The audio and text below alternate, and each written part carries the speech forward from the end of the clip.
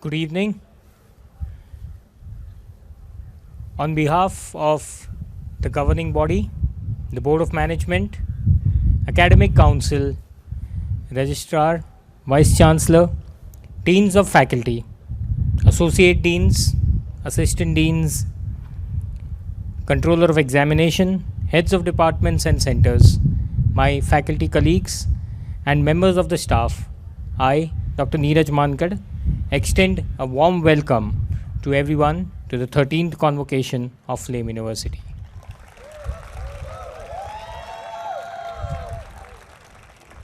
May I request Dr. Dishan Kamdar, Vice-Chancellor, to kindly declare the convocation open.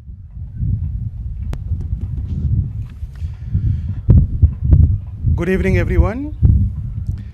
I declare the convocation open. Thank you, sir. May I request all of us to stand for the national anthem, please?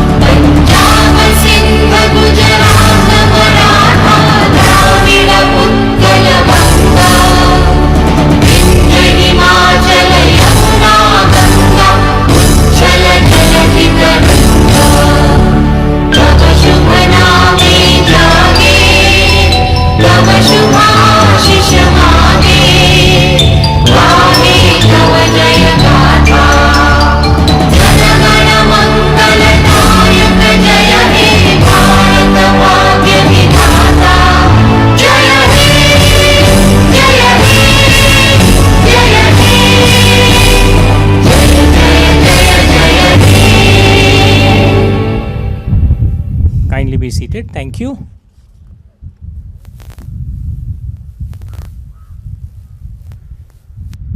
We would begin the formal proceedings by invoking the blessings of Ma Saraswati, the goddess of knowledge and wisdom. I invite Professor Suniti Vadalkar to recite the Ganesh and the Saraswati Vandana. Professor Suniti.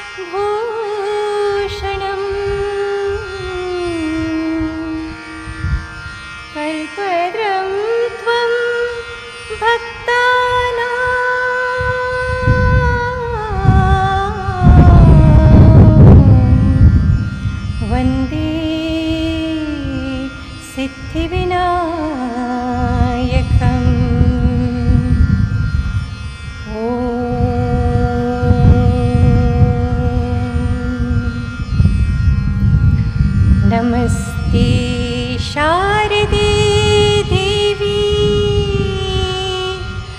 Kashmir पुरवासिनी त्वामहं प्रार्थये नित्यं विद्यादानं च देहि मे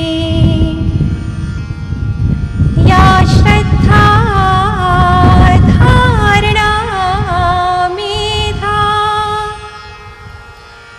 Vagdevi विधिवल्लभा भक्तजिह्वा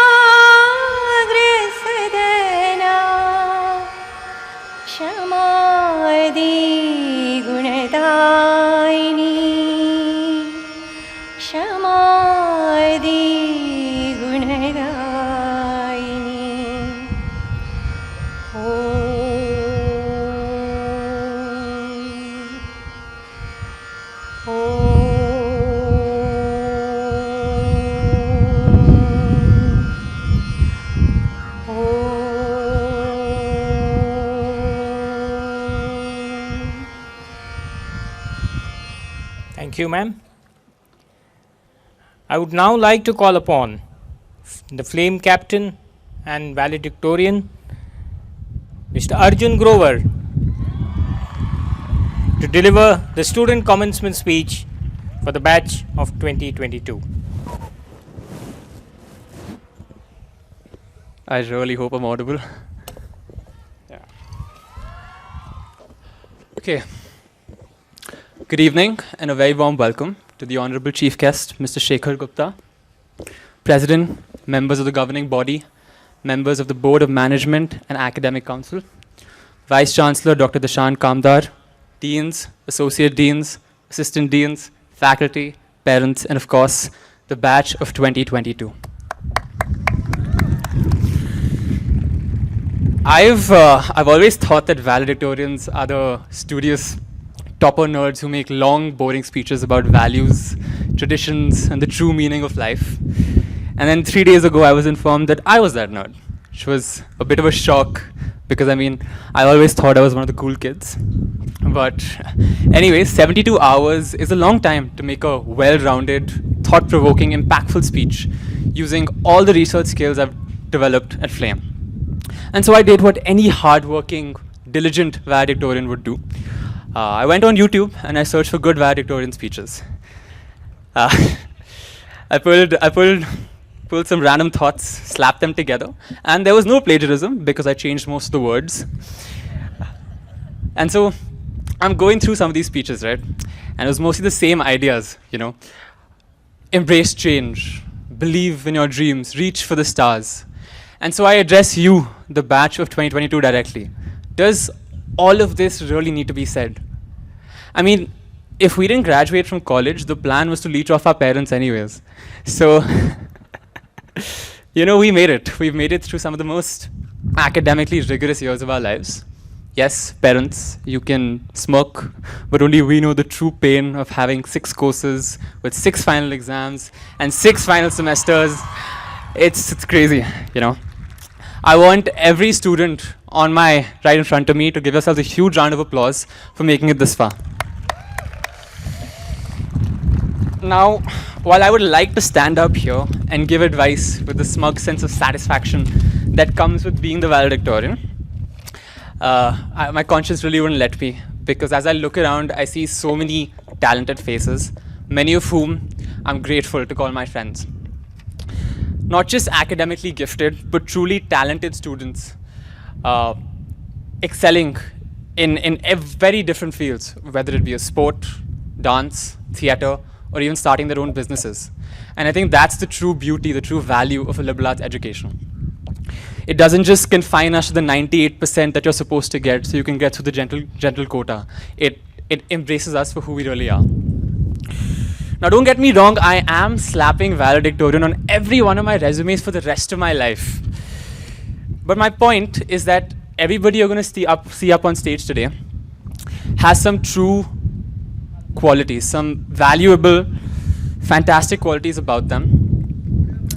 So remember that if you find yourself half-heartedly clapping for someone whose name you may not recognize, because all of them are wonderful, talented individuals, and the only reason that they're not here on this stage giving this speech is because I just took all the easy courses.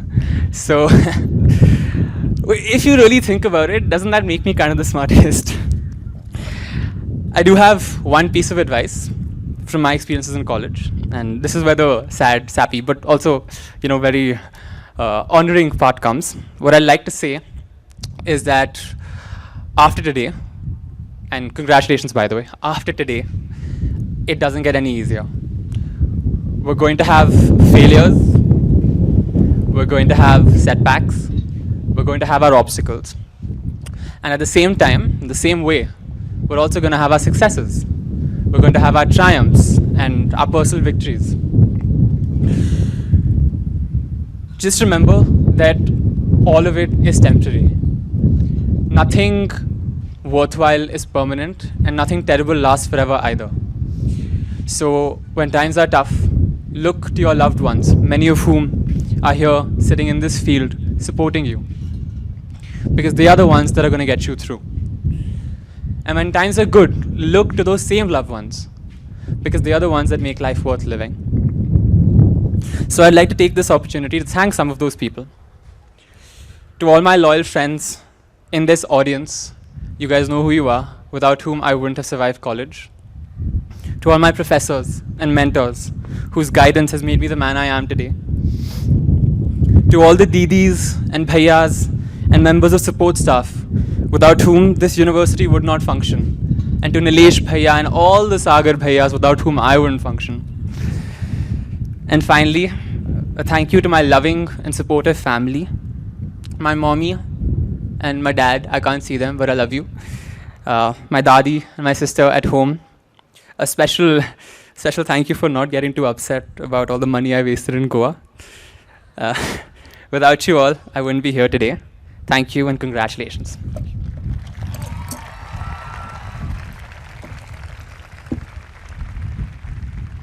Thank you so much, Arjun. And by the way, all of us here on the podium do understand the pain you went through during the exams. Trust me on that. May I now request Dr. Dishan Kamdar, Vice-Chancellor, Flame University, to deliver his convocation address. Sir. Our esteemed chief guest, Mr. Shekhar Gupta, members of the Flame governing body, members of the Flame community, the Flame society, members of the Flame board of management, members of the academic council, my deans, faculty, staff, proud parents, distinguished guests, and my dear students. I welcome each and every one of you to this year's convocation ceremony at Flame University. Well, we are indeed delighted to have Mr. Shekhar Gupta joining us today as our chief guest on this very momentous and memorable evening. Thank you. Ladies and gentlemen, our chief guest today is a renowned Indian journalist. Mr. Shekhar Gupta needs no introduction. I would, however, like to mention some highlights of his inspiring and illustrious career. Mr. Gupta embodies the highest level of journalistic honesty, and his national and international standing is a just and well-deserved credit to his journalistic rigor. Mr. Gupta is the founder and editor-in-chief of The Print, India's fastest growing digital news platform, known for its non-hyphenated liberalism, which is neither left nor right. It is liberal on society and liberal on economy. He is a prolific columnist with his highly influential weekly column, National Interest, being translated into 5 different languages. A selection of his columns were collected in the best-selling book, Anticipating India. Mr. Gupta, a recipient of the Padma Bhushan, host of The Cuff, an offering from The Print, which sees him in conversation with an eminent guest twice a month. His daily YouTube show, Cut the Clutter, explains and analyzes the big news developments of the day from India and around the world. Until recently, he also hosted Walk the Talk on NDTV 24/7 every week. A collection of these news-making interviews has been published as a book titled Walk the Talk, Decoding Politicians. In his 4-decade career, Mr. Shekhar Gupta has reported on key Indian and international events, including the Nele massacre in Assam, Operation Blue Star, the student uprising in Tiananmen Square in Beijing, the fall of the Berlin Wall, the first Gulf War from Baghdad, the first US-backed jihad in Afghanistan, and the many twists and turns in the troubled 83-93 decade in Sri Lanka's Tamil North. Before this, Shekhar served as editor-in-chief of the Indian Express for 19 years and simultaneously held the position of the company's chief executive for 13 years. Mr. Gupta, once again, we are all delighted to have you here with us. Let's give him a big round of applause. Dear students, I can't think of a better way of starting this convocation ceremony than to seek your parents' blessings. They have worked very hard, and I'm sure you will agree with me. You are what you are today thanks to their blessings. So I would like all students to please stand up, turn around, face your parents, face your loved ones here, and give them the loudest round of applause.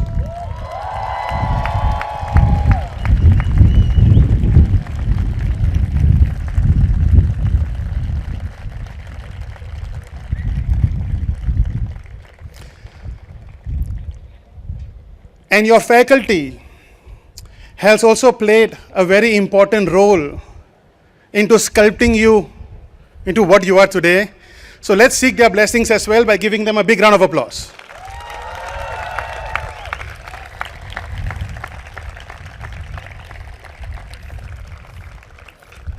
Thank you. On this significant day, dear students, I could not be prouder and would be amongst the first to congratulate you on a milestone achieved under exceptional circumstances through grit and sustained hard work. We all have learned a lot from you, and many of you have inspired us in different ways.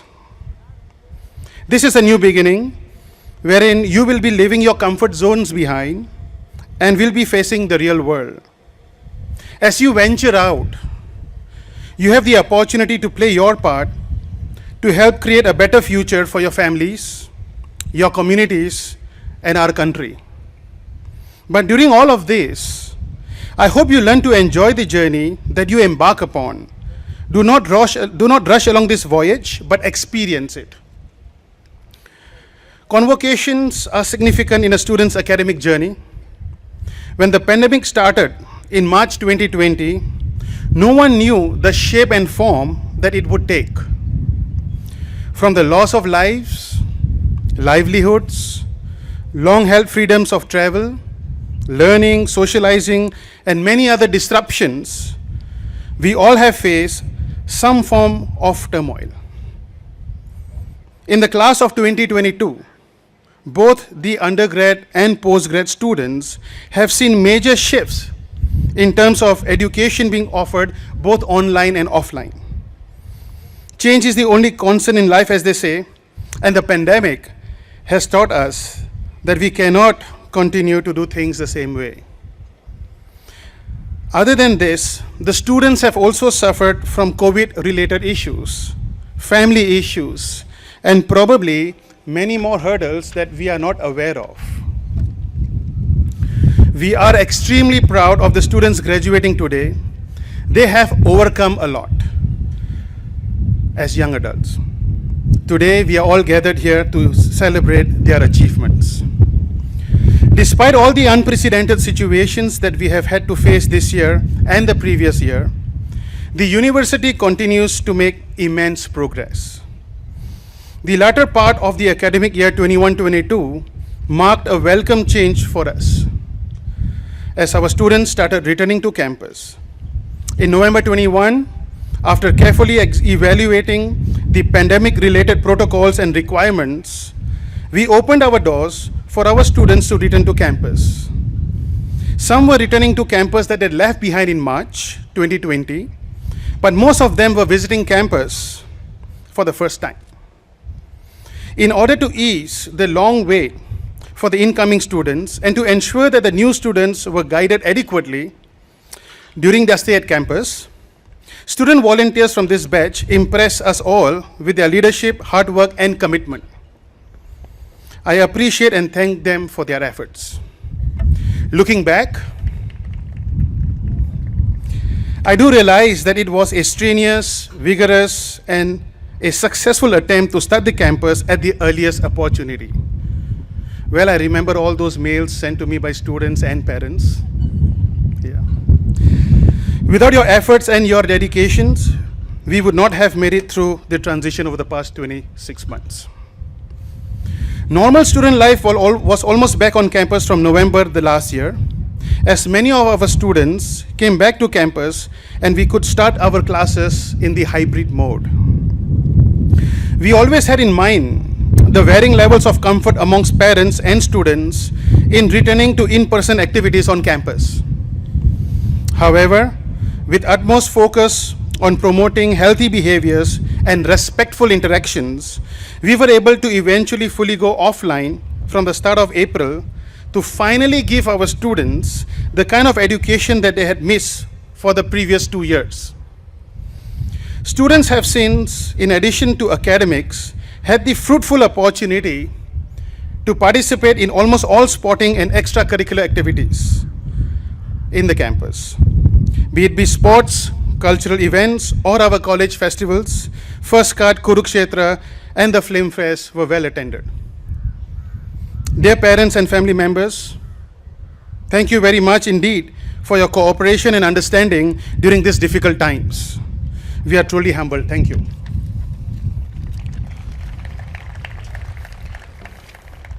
Well, the speech is not over. Flame University, as the pioneer of liberal education in the country, is a realization of the vision to create in our country a world-class institution rooted in Indian values and ethos, but benchmarked with the best globally in terms of academic pursuits and opportunities.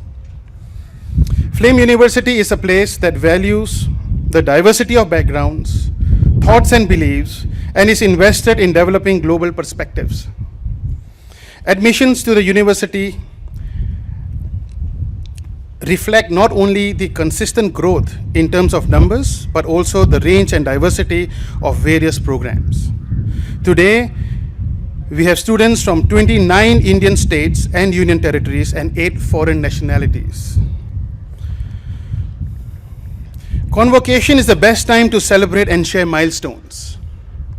In this connection, I would like to bring to your notice that to have a strong global component of learning, we have over the years signed up with multiple internationally renowned institutions and universities for our student exchange and faculty collaboration opportunities. These include names like Wellesley College, Amherst College, Kelly School of Business in Indiana University, Bloomington, Boston University, the Metropolitan College, York University, Sciences Po, Babson Collaborative, IE Spain, DHBW in Germany, Worcester Polytechnic Institute, Frankfurt Finance and Management, UC Davis, Yale Summer, and many more. These engagements are highly rewarding in terms of their academic outcomes, both for student and faculty. Faculty are the most important pillars of any academic institution. Today, Flame has a pool of close to 135 faculty. In the academic year 21-22, we added over 28 new faculty members holding PhDs from leading Indian and global institutions like Brown University, University of California, University of Texas at Austin, Heidelberg University, University of Colorado, University of Minnesota, University of Chicago, University of Auckland, University of Hamburg, and many more. Indian universities like the IIMs and IITs, and XLRI as well. Our faculty members have been active in generating new insights and disseminating them by means of publications. In the last academic year, faculty members of Flame University have published more than 52 articles in top publications like the Lancet Global Health, Groundwater for Sustainable Development, and the International Journal of Disaster Risk Management. Some of the journals also include the Journal of Development Studies, Journal of Age and Aging, PLOS One, Pacific Philosophical Quarterly, Journal of Marketing Management, Journal of Advances in Modeling Earth Systems, and many more. The total number of publications by Flame faculty over the last year has been 78, a sizable increase in our contribution to creating new knowledge. Our students are the heart and soul of this institution. Sports, co-curricular, and a large array of club activities create a 360-degree buzz at Flame and always keeps the environment lively. This academic year, as soon as we were able to open the campus for students, we saw great participation and enthusiasm among students to conduct themselves in various activities on campus. We are proud of our 20 sports and our 28 non-sports clubs. Even in the hybrid mode, Flame organized more than 65 sports-related activities throughout the year. In addition, more than 70 events were organized by non-sports clubs and the Flame Student Cultural Committee. We also thank our amazing Student Council, who have helped us immensely in bringing our operations back to normalcy post the pandemic. The Student Council has indeed shown the strength that students have as a vibrant community, especially by working together during the pandemic to ensure a safe, caring, and respectful learning and work environment for everybody. Flame University's flagship experiential learning programs, the Discover India program, and the Development Activities program that together include social, cultural, and historical immersions for students have had another successful year. Discover India program is the most unique student and faculty-led initiative, the only one of its kind in our country.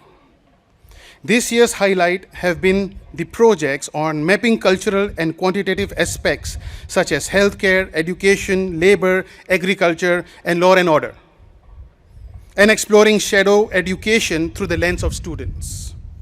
We have created over 100 unique student-led research projects portraying several unknown facets of India's rich cultural and social diversity. We also had a good placement season this year with leading companies such as D.E. Shaw, ADP, Gartner, Adani Digital, HDFC, Virtusa, Ernst & Young, Birlasoft, Colgate-Palmolive, Tata Technologies, FIS Global, Randstad, and others assessing and recruiting our students. Our alumni have done us proud over the years. Some of them are rising stars in their own ventures, some making a difference in the corporate world, while others have been studying in the best universities in the world, such as Oxford, Yale, Harvard, Columbia, London School of Economics, Johns Hopkins, HEC Paris, King's College London, and many other outstanding others. The Flame campus looks more beautiful with each passing day. Construction for the next phase is in full swing. The Arjuna Sports Arena, in its magnificent grandeur, with world-class facilities and the state-of-art sporting infrastructure, is now fully functional, and the facility has been used extensively by our students. We have come up with new student housing blocks. The extended West L and M blocks are now fully functional, while the N and O blocks will be ready for the start of the next academic year. Work on the new academic block and classroom complex is in full swing. And the most impressive state-of-the-art auditorium is nearing completion. With the commissioning of this new infrastructure, our students are going to have further opportunities that will enhance and improve the quality of their education and enrich their Flame experience. We also have plans to build a new faculty housing building in due course. This would not have been possible without the support and encouragement from our president, members of the governing board, and the board of management. I would like to express our deepest thanks and appreciation for their blessings, encouragement, and their continued support. As we move forward and compete with the global players, we have initiated preparations for the accreditation process with the National Assessment and Accreditation Council, called NAC. Going forward, we will be initiating other similar accreditation and rankings to help our students and help support our global recognition efforts. I would also like to mention that we have launched the PhD program in multiple disciplines like psychology, sociology, humanities, data science, economics, environmental studies, and management, as well as master's program in economics in line with our interdisciplinary ethos. In addition, we are planning to launch many more offerings that are multidisciplinary in nature. I am glad to formally announce that Flame University has successfully completed one more milestone as part of our quality assurance initiative in the form of obtaining ISO 21001 and ISO 9001 certification in our very first attempt. In fact, we are amongst the very few higher education institutions who have successfully achieved this recognition. Flame has also been certified as a great place to work for the third year in a row by the Great Place to Work institution. We are in the continuous process of expanding our outreach efforts, strengthening existing partnerships, adding more international partners, hiring high-quality research and teaching faculty, and engaging more closely with the industry and the government. Research centers at Flame University, such as the Flame Center for Knowledge Alternatives, Flame Center for Sustainability, Environment and Climate Change, Center for Economic and Public Policy, Flame India Center, Center for Legislative Education and Research, Center for Mathematical Modeling, Center for South and Southeast Asian Studies, Center for Case Development, Center for Digital Learning, and the Center for Entrepreneurship and Innovation are contributing in large measures to our university's research endeavors. I would like to thank my faculty colleagues, deans, assistant deans, department heads for their hard work and commitment that made us all achieve what I've just mentioned. I thank all the staff members for providing the administrative support and services for the effective functioning of our activities. And most importantly, our support staff who ensures that life on campus runs smoothly. Every member of the Flame community has contributed to the growth of this university. And I would like to thank each and every one of them from the bottommost of my heart.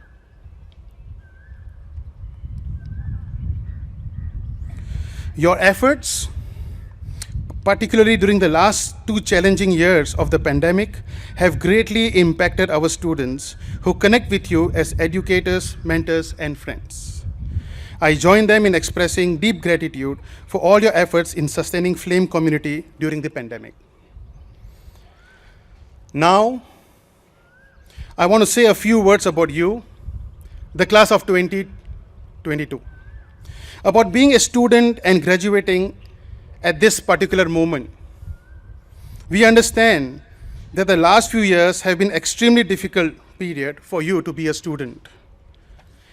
Yet, it is also true that you have endured and responded to the challenges presented by the uncertain and painful continuity of the pandemic. Knowing how to learn in such changing and uncertain circumstances is one of the most valuable things that you will take away from your experiences at Flame University. And through this all, you further refined the qualities of character and compassion that will serve you so well in the future. Now that you are graduating today, I have 5 simple pieces of advice that I urge you to keep all your life. The first piece of advice that I want to give all of you, dear students, is that you have to make your family your topmost priority, as Arjun mentioned in his speech. The relationships that you share with your family, your few good friends, and your loved ones are the biggest blessings in your life. Promise me one thing, dear students, no matter where you go, no matter what you do, no matter how busy you get, never let anything dilute the importance that you should give to your family. You know, your family is your lifeline. Especially when your chips are down, everyone else will disappear, but they will be there next to you with unconditional love and support. Yeah. That's the first advice. Advice number 2 for you. Your education is your biggest differentiator. Continue to stay hungry and be hungry for knowledge. Knowledgeable people stand out from the crowd. And if you want to be illuminating, couple your knowledgeability with tons of humility. It's a potent combination that makes you extremely attractive. So the second promise that I want from you is that you're going to be a lifelong learner. Never let the student in you ever die. This is the start of a lifelong journey of upgrading your skills. I mean, think about most successful people. That one thing that you will find in common across all of them is that they read a lot. And they speak to a lot of people to gain a lot of information. So where do you learn from? Yes, by reading, but you also learn from your environment. So when you get to the work world, number 1, develop the courage to say, I don't know. It's fine. See, help giving is a big virtue, but help seeking, in my opinion, is a bigger virtue as well. So seek help to gain your knowledge. Number 2, be a good listener. Listen to people. There's so much of tacit knowledge around you, from colleagues around you that you need to exploit. So listen to industry, listen to trends, listen to competition. Be one of the best listeners around. Good leaders are good listeners. Seek perspective from people around you when you get into the work world.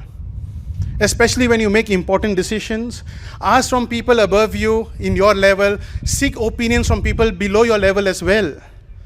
I mean, you can ask the student council. I have my Tuesday weekly meetings with them, and I start my meetings with what should I be doing? And I must tell you that the perspective that I get from students is far superior than what I can think for myself. So the more perspective you seek, the better information, the more better decisions you're able to make. And most importantly, you should be tolerant to diverse viewpoints as well, right? So continue to be a lifelong learner, and remember, the difference between successful individuals and mediocrity is the insatiable hunger to get more knowledge. So that's the second commitment I want from you, be a lifelong learner. Third advice, be authentic, but don't be a conformist. Dare to be different. Dare to be disruptive. Think about individuals that you admire. It could be the Usain Bolts of the world, Oprah Winfrey, Michael Jordan, or a YouTuber. What do they have in common? They had dreams, and they pursued their dreams irrespective, and they did not break their dreams. They did not break despite the ridicule, despite the social pressures that they face to get on common, usually, career decisions. So when you tread a different path in your career, you will face similar pressures as well. But remember, and people will be ridiculing you. People are going to say, you know what, we don't understand what are you doing. Please get back to the usual career path. But please continue to be determined. Like all these individuals, they face hardships, and you'll be tempted to change path when you fail. Remember, failure precedes success. If you want to be successful, you got to fail. And we have to welcome adversity and failure the same way we welcome success. So remember, there's no such thing as a shortcut in life, and there's no substitute to hard work. And remember, success rewards individuals that embrace failures. It's akin to riding a bicycle. Some fall once, some fall twice, some fall 3 times, but the falling is important to seek balance. So that's my third advice for you. Be disruptive. Don't be a conformist. Fourth piece of advice, you have to invest in developing trust. Frankly speaking, dear students, after some point, your degrees are going to be irrelevant. Yeah, this is what your Vice-Chancellor is saying. You know, your happiness is very much tied to the quality of relationships that you are able to forge with people around you and their ability to trust you. So remember, you got to be tolerant, you got to be flexible, but think about your flame journey without your buddies who trusted you. You may get into the best job, the best role, but what if you can't get along with people around you? You're not going to be happy. So very, very importantly, your happiness is very much tied to the relationships that you share with people around you, so invest in them. And how do you build trust? By displaying integrity, by displaying competence, and being benevolent. Be a well-wisher for everyone around you. Be that go-to person for help. Remember, the more you give to life, the more life gives back to you. Yeah. And my last piece of advice is very simple. Don't forget to be happy. Don't let anyone take that smile away from your face. You know, every second child I meet today is stressed out. Mental health issues. Forget students. You know, I'm a coach in the industry as well. And a lot of CEOs, C-1 suites, a lot of people I meet, they are all very, very stressed out. Now, why is it so difficult to be happy? I mean, I was speaking to a few colleagues of mine at Wharton, and we were just talking last week. The most popular courses in Yale, in Coursera, in EdTech platform, in Wharton, are courses that teaches you how to be happy. I find this quite bizarre. And I think one of the reasons why we are generally not happy is because we are taught to look up, be aspirational. That's your North Star. So I want you to continue to look up, but from time to time, please look down as well. There are billions of people who are dying to trade places with you. They are not as fortunate as you. So here's a reminder call for all of us to embrace a lot of gratitude. And the moment you look down, so when you are looking up and you want to be aspirational, there are billions of people who are looking up to you and they want to be like you. They want to possess things that they don't have, that you have. Right? So here's a general reminder to, while we have provided you holistic education, live a holistic life, be aspirational. Sometimes you get it, sometimes you don't. And the days you don't get it, step back, mayus mat hoiye, because you know what? We are sorted. If you look at the pyramid of wealth, I think we are almost in the top 20th percentile. If you look at the pyramid of health, of humanity, we are there. I mean, imagine all of us living in North Korea today. Imagine all of us living in different parts of the world where there's no freedom given to make any decisions. So embrace a lot of gratitude, smile, and there has to be strong reasons to take away that smile from your face. I wish you all the very, very best, and I'm sure you will be trailblazers going forward. And remember, flame will be with you forever. Take care. Thank you, sir. Now the moment that all the students and the batch have been eagerly waiting for, conferring the academic awards and the degrees. May I now request Dr. Dinesh Shenoy, Dean, Faculty of Business, to confer the awards for the MBA. Candidates for the qualification of Master of Business Administration 2022, please rise.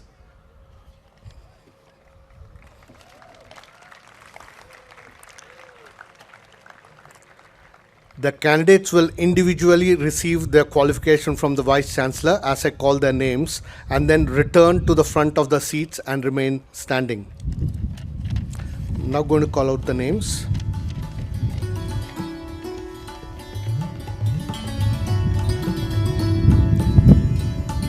Akarsh Modi,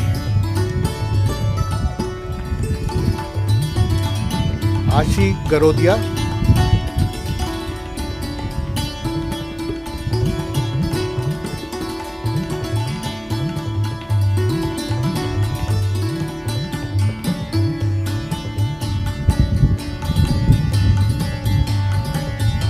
Adhishtha Chaturvedi,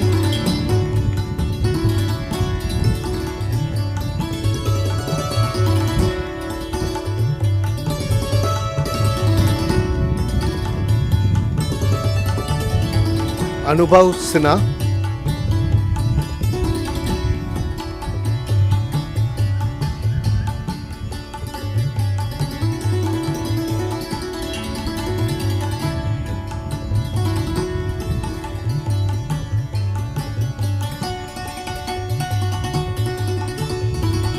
Anurag Singh,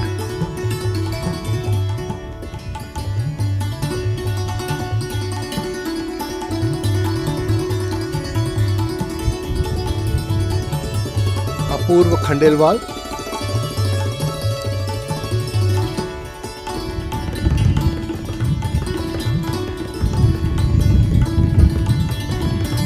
Chirag Mohite,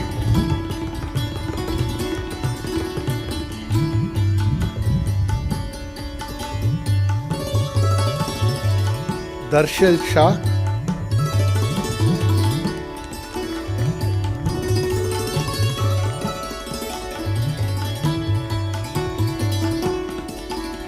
Deepak Jain,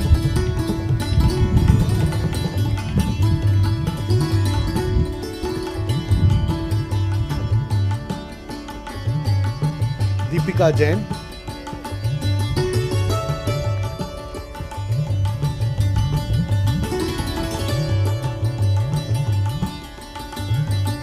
Dhruv Mitlani,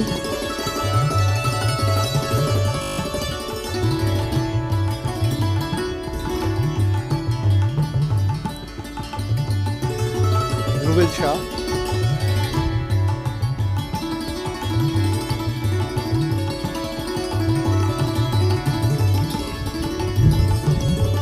Harshil Thadesar,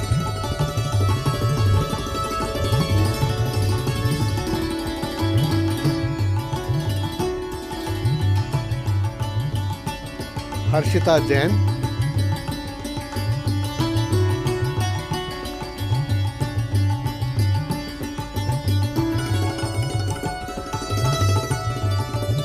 Hitesh Akole,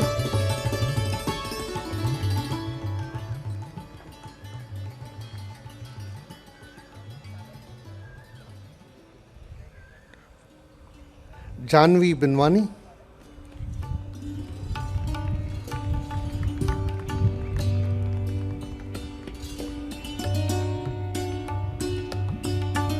Jash Kotari,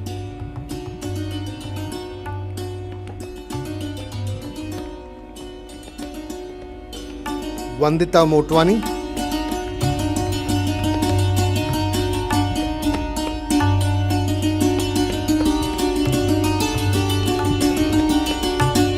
Tanisha Malara,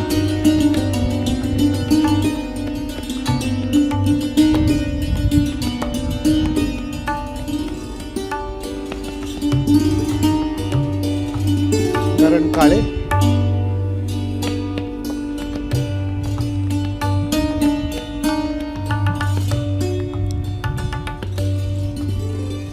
Karan Solanki,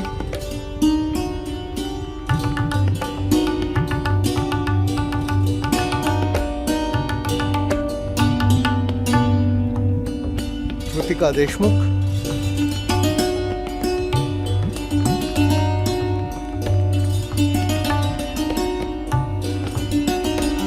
Kunal Porwal,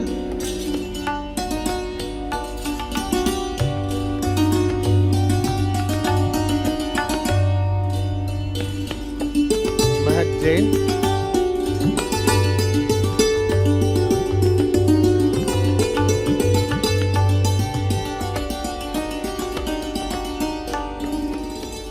Manan Jain,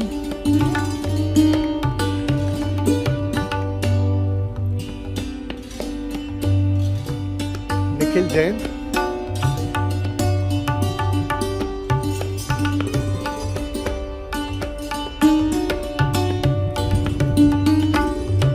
Nikhil Sawant,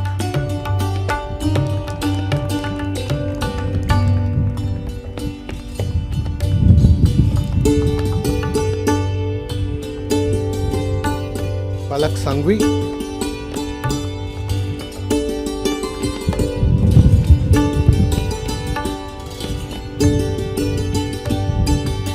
Parth Desai,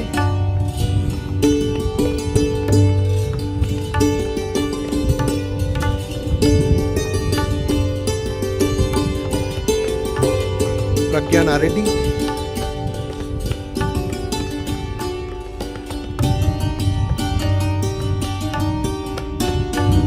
Priyam Gandhi,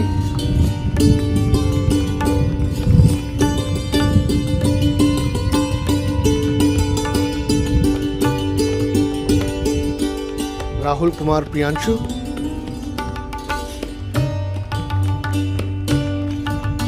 Rahul Patil, Rajaram Paiginkar,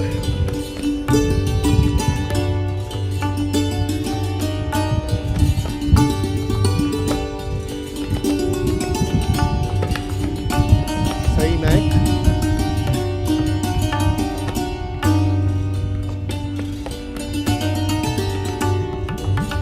Sanika Karnad,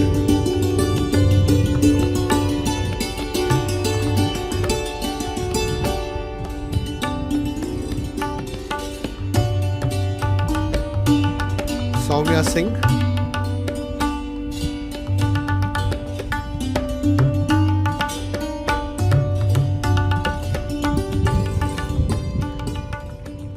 Shantanu Kelaskar,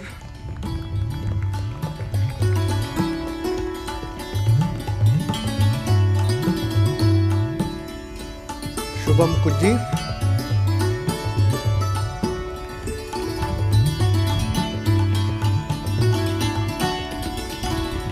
Siddharth Jain,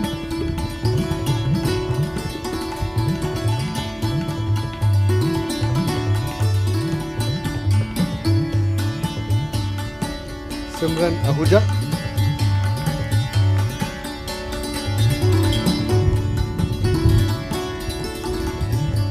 Simran Shroff,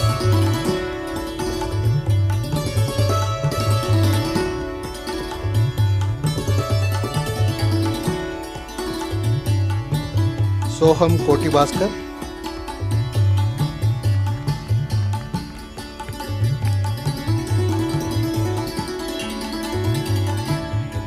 Suraj Singhal,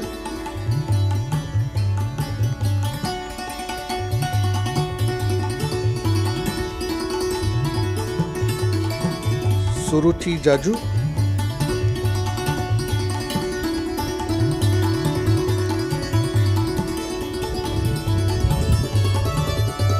Udit Thakkar,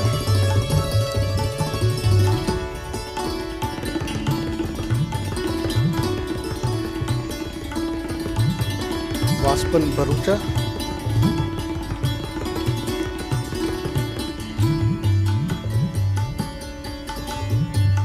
Shrey Salwan, Sagarika Siddhabotula, and Yashika Sharma.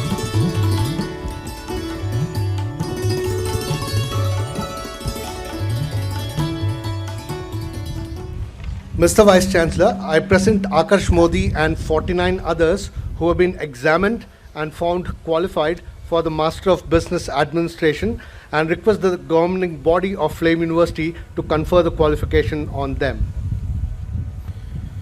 By the authority given to me by the governing body of Flame University, I confer on you the Master of Business Administration qualification, and I charge you that in your life, by word and deed, you prove yourselves worthy of it. Thank you. Thank you. May I now request Dr. Sajid Narayan, Associate Dean, Faculty of Communication, to confer the Academic Award MBA, Communications Management. Candidates for the qualification of Master of Business Administration, Communications Management 2022, please rise.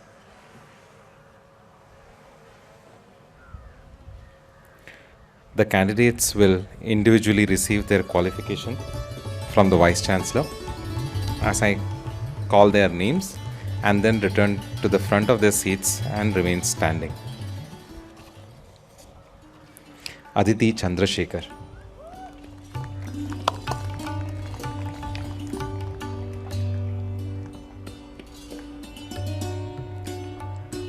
Akansha Anand,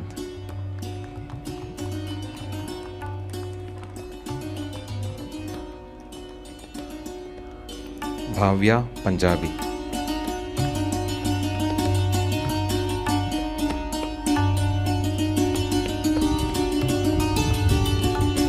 Geetansh Agarwal,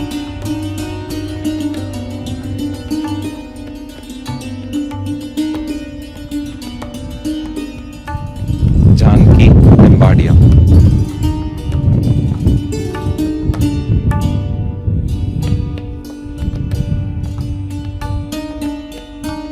Nitin Bharwani,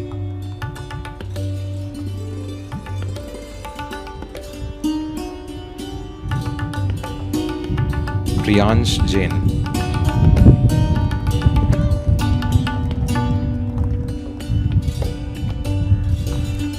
Rahul Menon,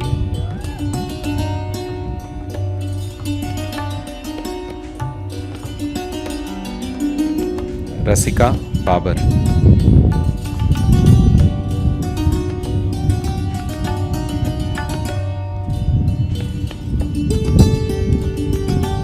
Samson Karkada,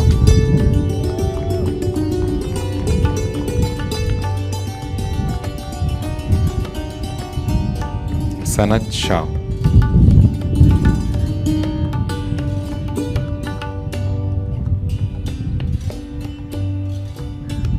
Sanskriti Rao,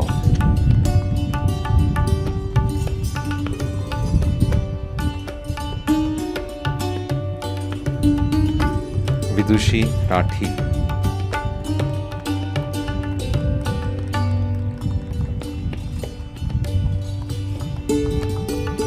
Akshita Goyal,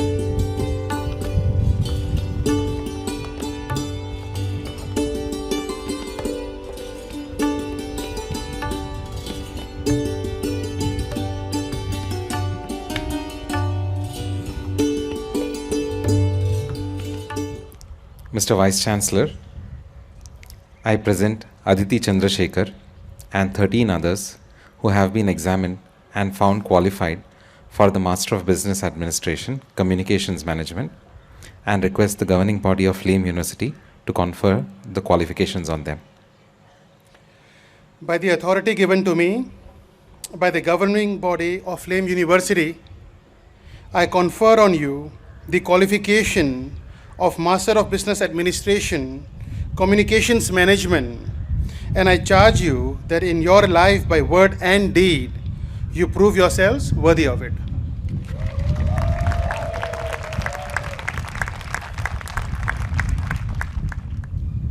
Thank you. May I now request Dr. Bharat Damani, Assistant Dean, Postgraduate Program in Entrepreneurship and Innovation, to confer the academic awards PGPEI. Candidates for the qualification of Postgraduate Program in Entrepreneurship and Innovation 2022, please rise. The candidates will individually receive their qualification from the Vice-Chancellor as I call their names and then return to the front of their seats and remain standing. Adarsh Agarwal,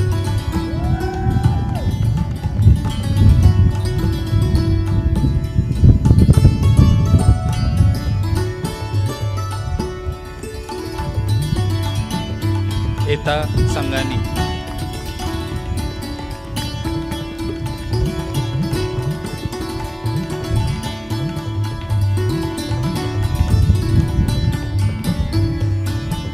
Jugal Thakkar,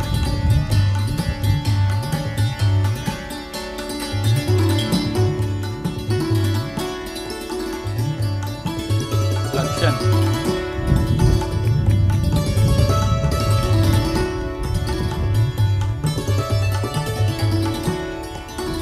Preksha Jain,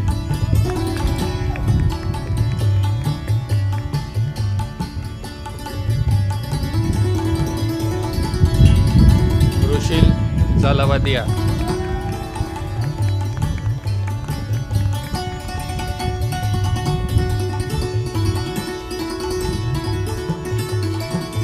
Yash Paul.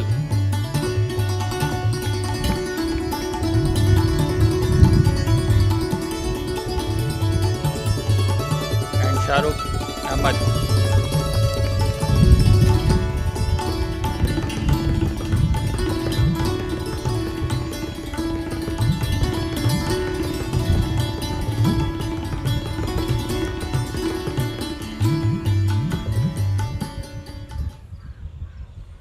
Mr. Vice-Chancellor, I present Adarsh Agarwal and 7 others who have been examined and found qualified for the postgraduate program in entrepreneurship and innovation, and request the governing body of Flame University to confer the qualifications on them. By the authority given to me by the governing body of Flame University, I confer on you the qualification of postgraduate program in entrepreneurship and innovation, and I charge you that in your life, by word and deed, you prove yourselves worthy of it.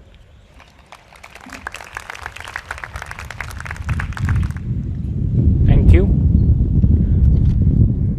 May I now request Dr. Santosh Kurtarkar, Dean, Faculty of Liberal Education, to confer the academic awards for Flame Scholars Program, followed by the undergraduate program.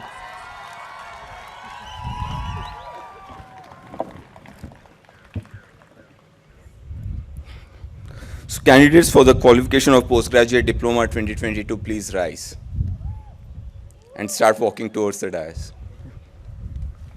The candidates will individually receive their qualifications from the Vice-Chancellor as I call out their names and return to the front of their seats. Quickly.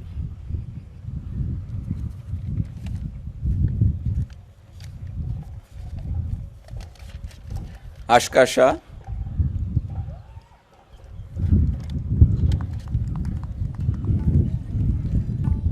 Ayushi Shah.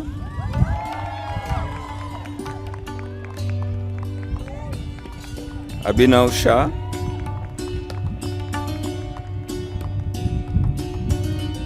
Aditya Nair.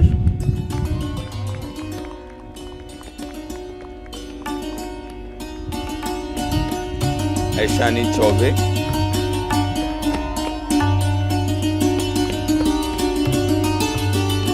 Amanjud Alexander.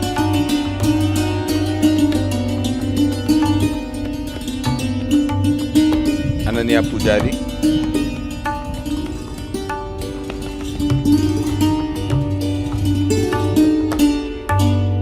Ananya Velidanda.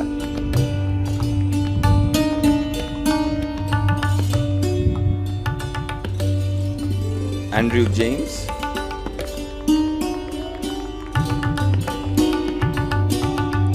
Kushal Shah.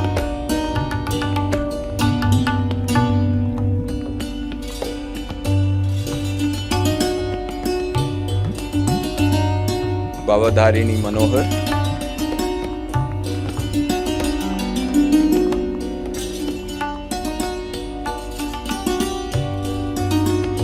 Veer Sangvi.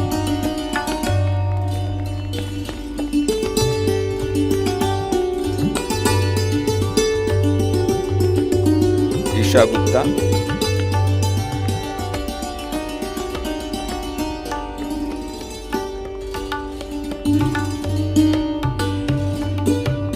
Isha Patel.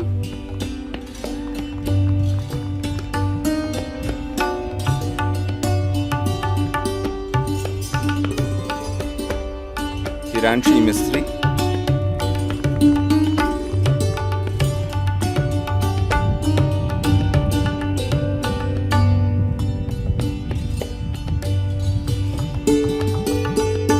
Karan Palod.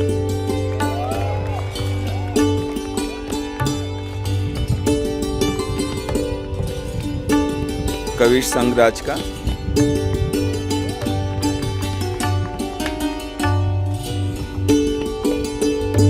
Muskan Pal.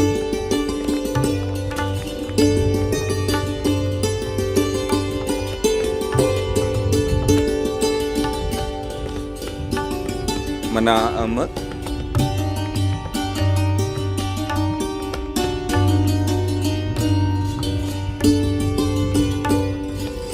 Mannat Dutt,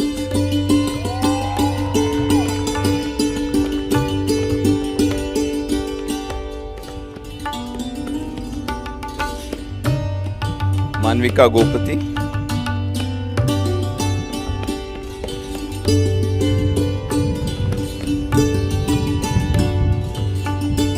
Manya Kotera,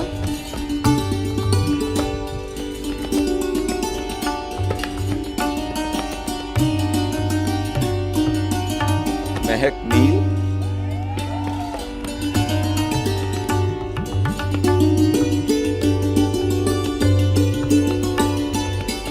Mekla Kumar,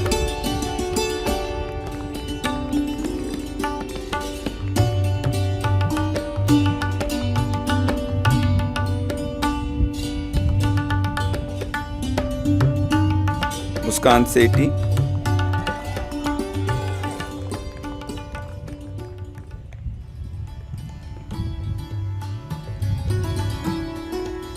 Neha Kurana,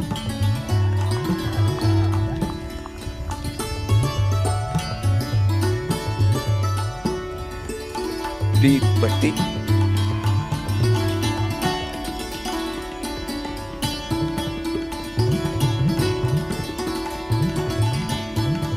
Priyanka Rajgopalan,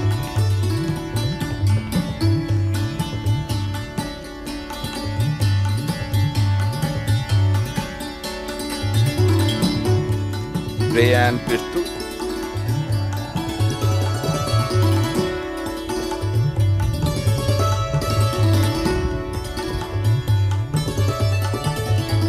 Rahul Kumar,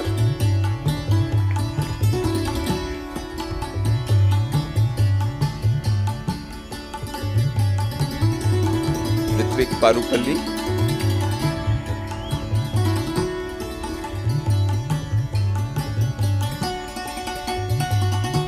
Sanya Vardia,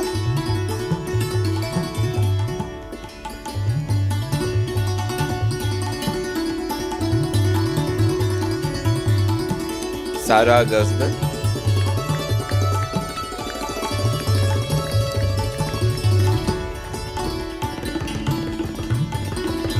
Shrishti Chajer,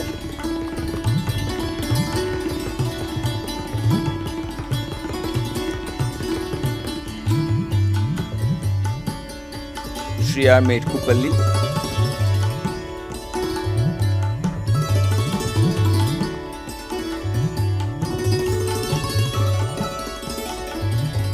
Riya Shah,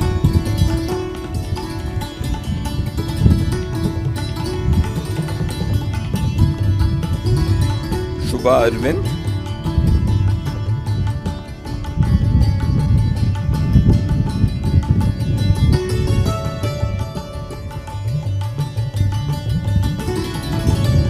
Shweta Nair,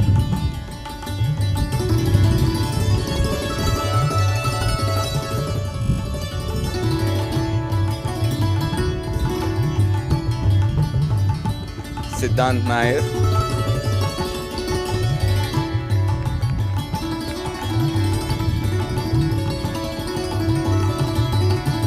Siddharth Yagnamurthy,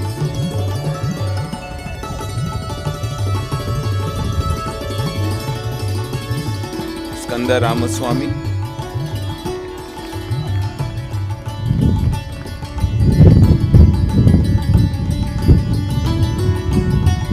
Sneha Satish,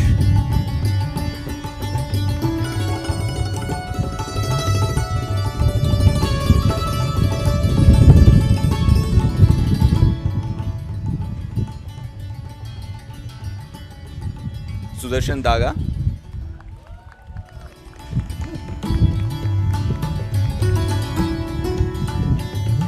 Swati Sundaram,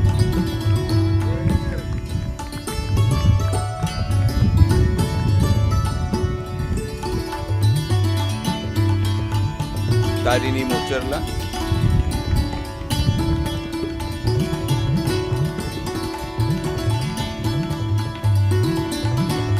Taira Deshpande, Tarasha Gupta,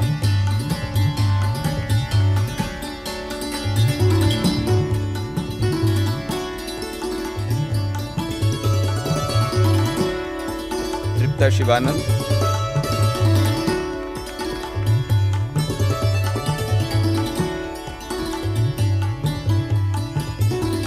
Udit Murarka,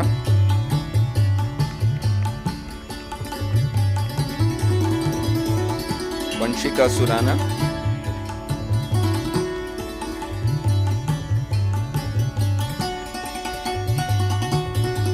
Varnika Hathi,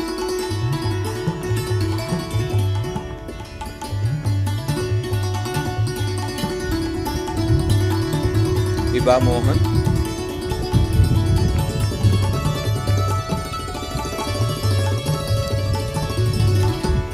Akash Reddy,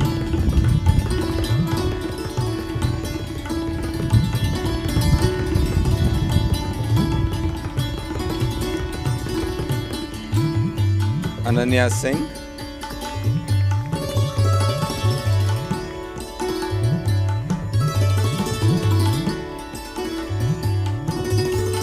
Sautrik Mukherjee,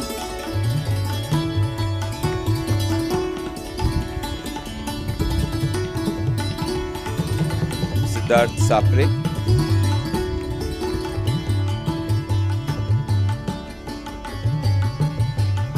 Shravanti Vempally and Sriram Bharat. Mr. Vice-Chancellor, I present Ashka Shah and 57 others who have been examined and found qualified for the postgraduate diploma and request the governing body of Flame University to confer the diploma on them. By the authority given to me by the governing body of Flame University, I confer on you the postgraduate diploma, and I charge you that in your life, by word and deed, you prove yourselves worthy of it.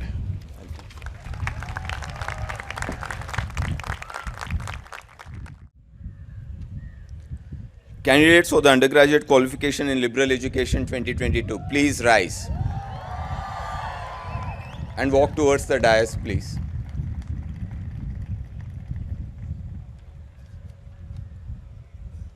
The candidates will individually receive their qualification from the Vice-Chancellor as I call their names and return to the front of the seats after they return. Ahana Nair,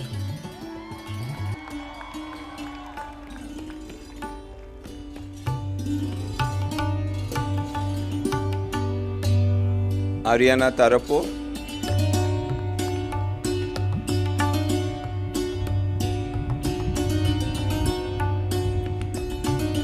Arya Bhavsa,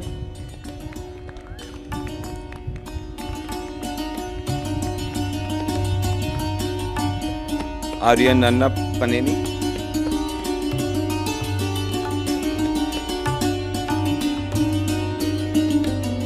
Ashna Javer,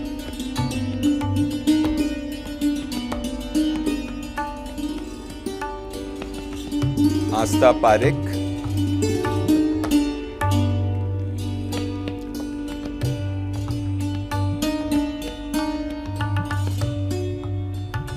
Abhay Bamboli,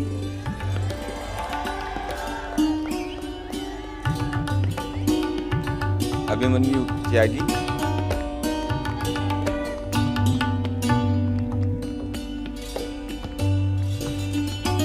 Abhishek Nahar,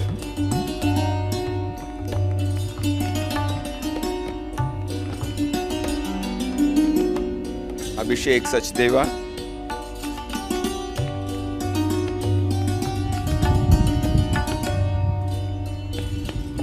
Ada Khan,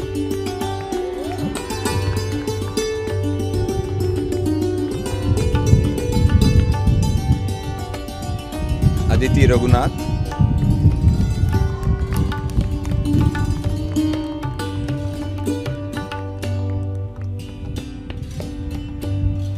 Aditi Satyavalli,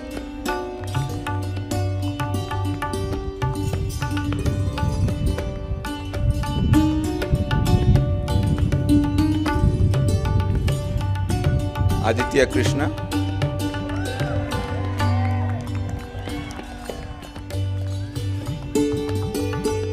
Anandita Doshi,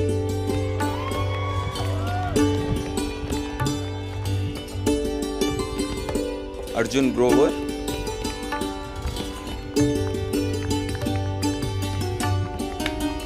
Akshara Bobe,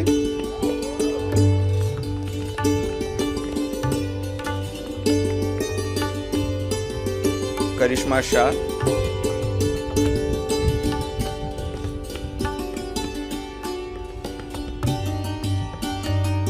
Aditi Shah,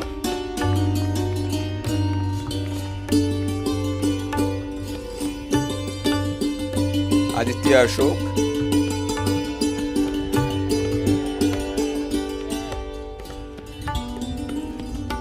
Aditya Rao,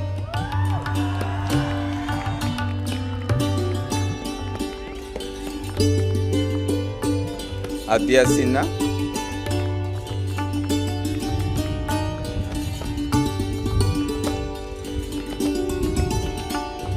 Akshay Sharma,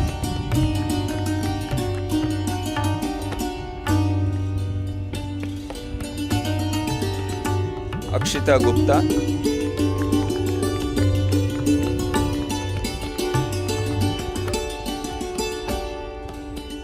Alexander Thomas,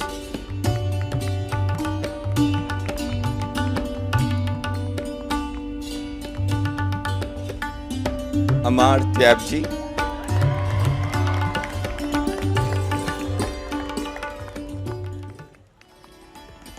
Anaga Rao,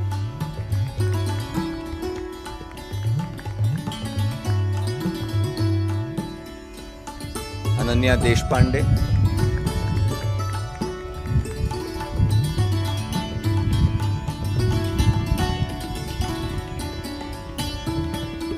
Anantika Harikumar,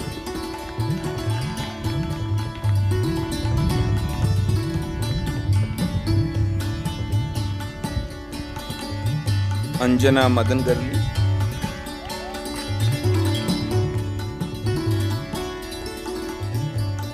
Ankita Chandar,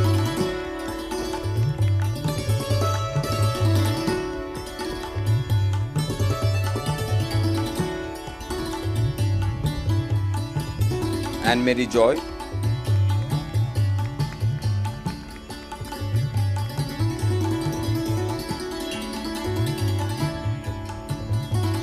Anushka Nair,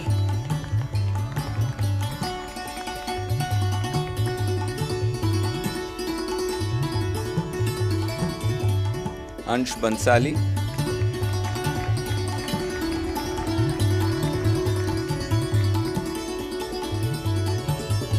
Karthik Subramanian,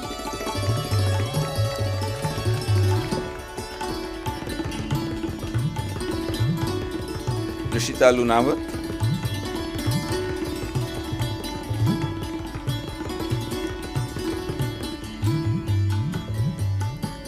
Ansh Chordia,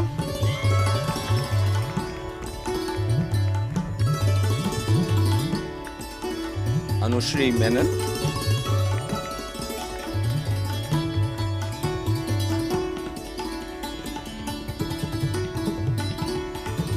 Anvesha Chakraborty,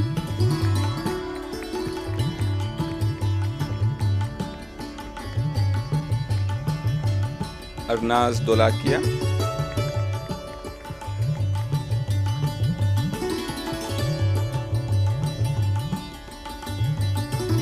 Arshdeep Singh Sehgal,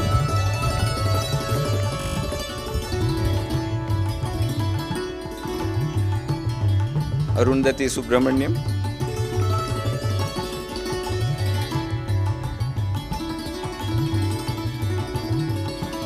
Arushi Basin,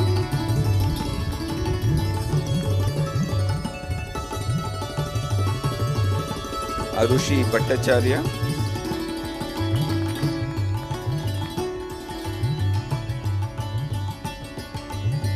Arushi Mittal,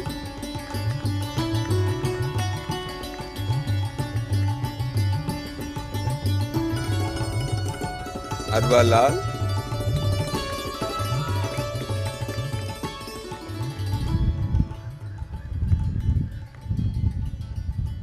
Aryan Suraj,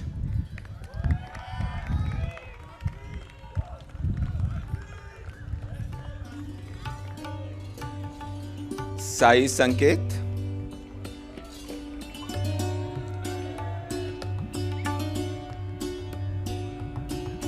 Avantika Nair,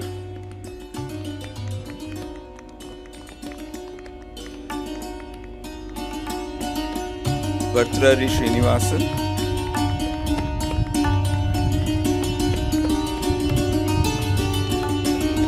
Jayatri Karya,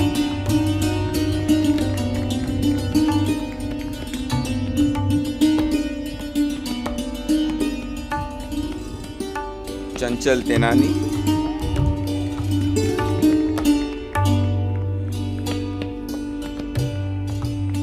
Chavi Jain,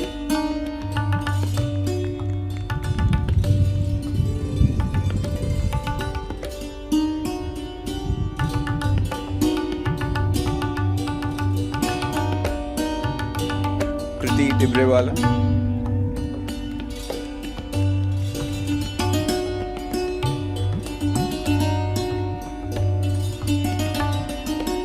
Chitra Malay Vijayanagaram,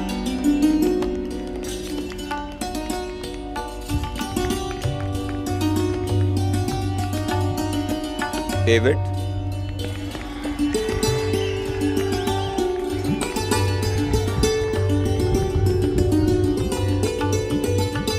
Diya Doshi,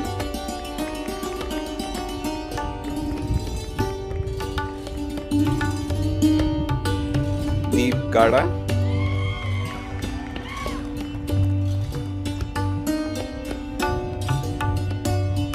Deepti Adimulam,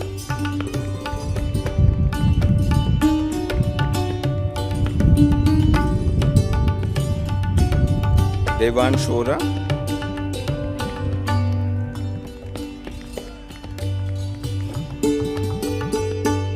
Devanshi Parekh,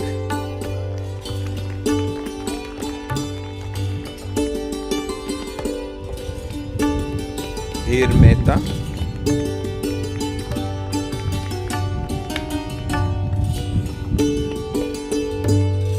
Disha Jain,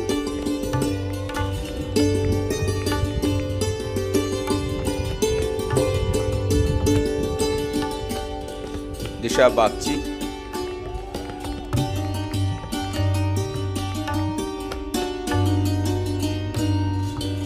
Divyaj Patel,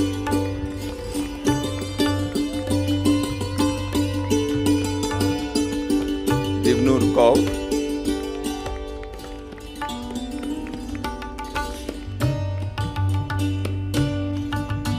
Diya Deepak,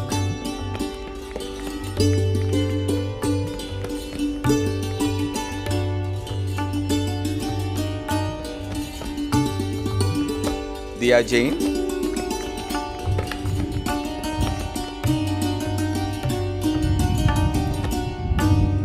Drishti Chander,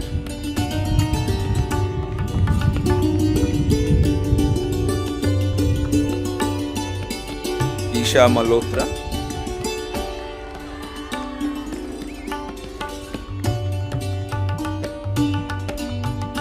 Eva Raut,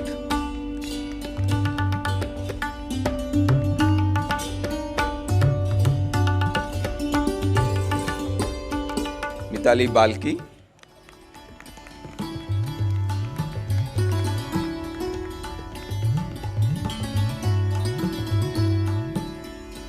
Gagan Chinta Gampala,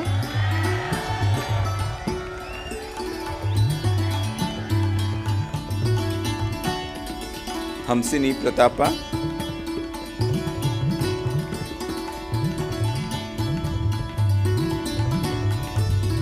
Hardi Lakani,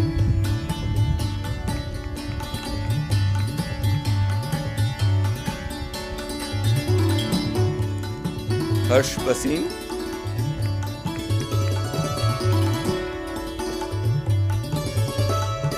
Harsh Kosalia,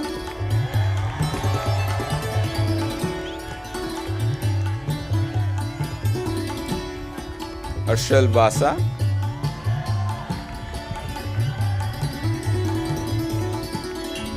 Harshini Potu,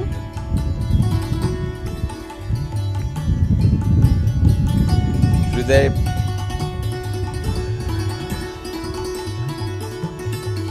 Parak,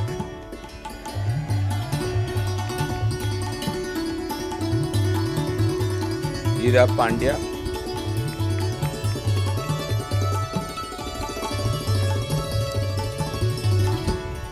Madhumita Bandari,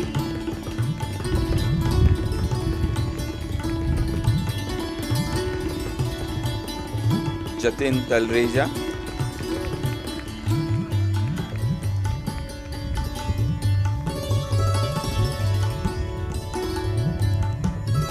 Kavya Ramamurthy,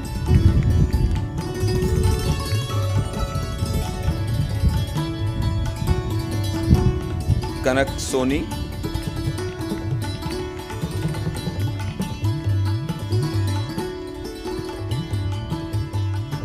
Kanisha Bafna,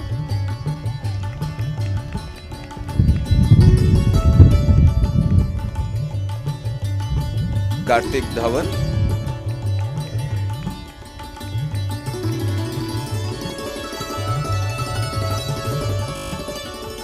Kasi Donepalli,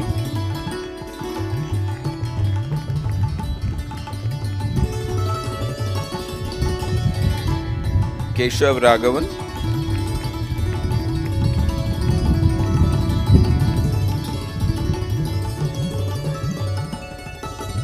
Priti Mathur,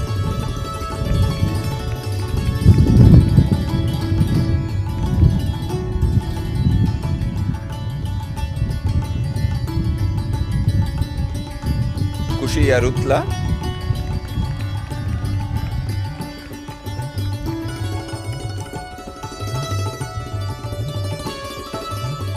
Kushi Ji,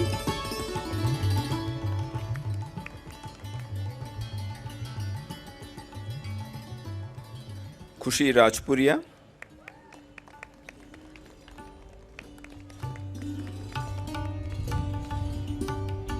Kushi Singhania,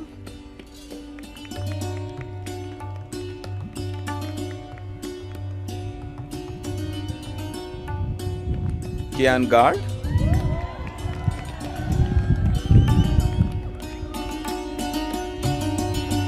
Inaret Pezarkar,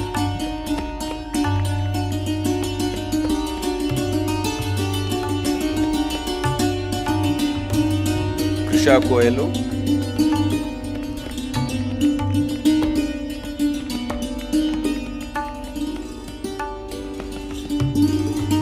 Krisha Sangvi,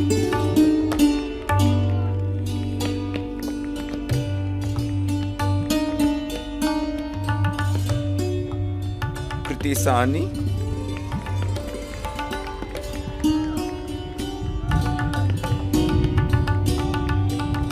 Kunjan Swali,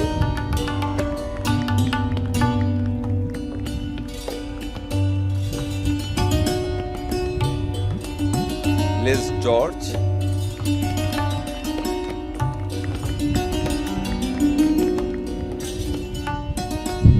Manav Trehan,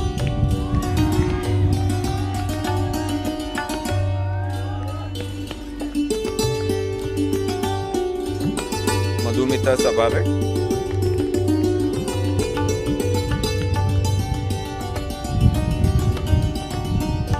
Mahadevi Patel,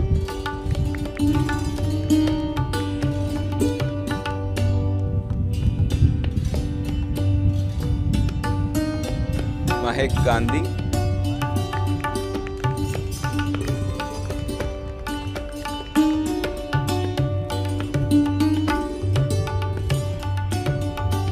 Mahika Gandhi,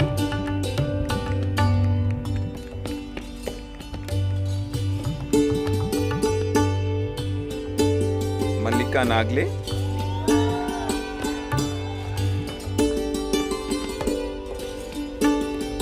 Manasvi Jain,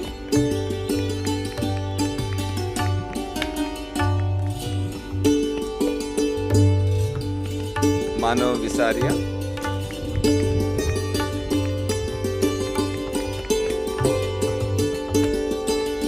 Manav Vora,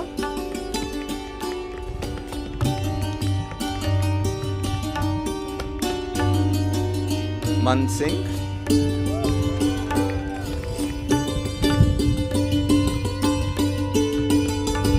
Mansi Ruparel,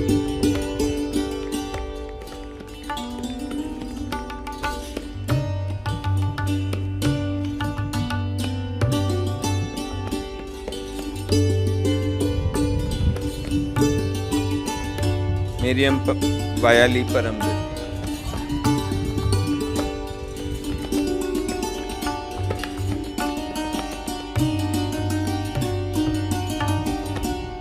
Megha Rauri.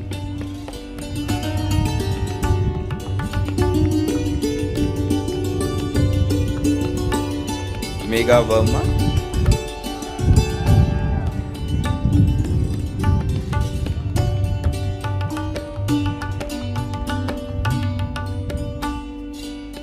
Moira Sanganeria.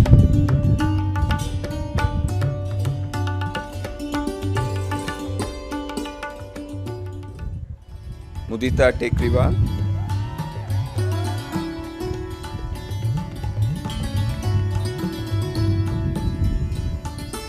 Mumuksha Singla.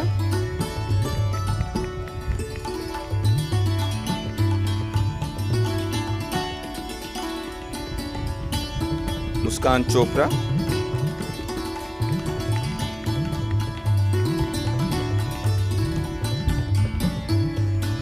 Nafisa Kalladi.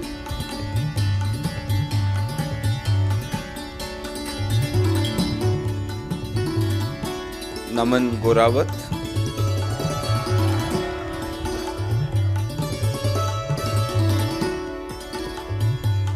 Naman Saxena.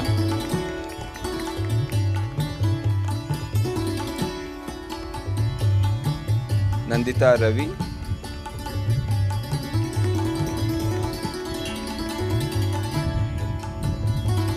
Neha Ramesh.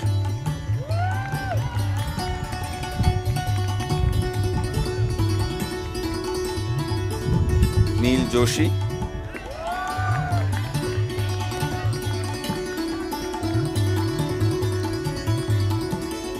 Niharika.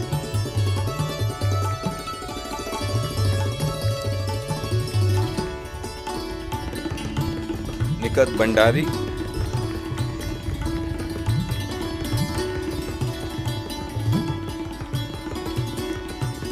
Nikila Kalla.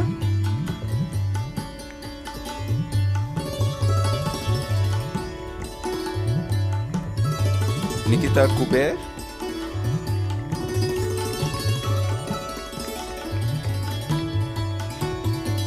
Nikita Sani.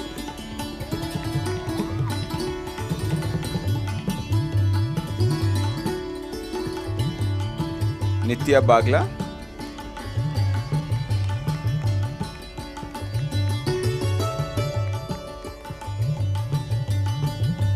Nitya Nair.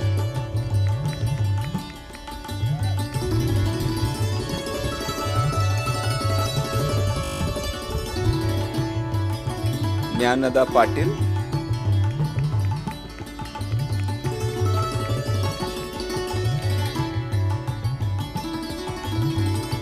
Kalash Mankodi.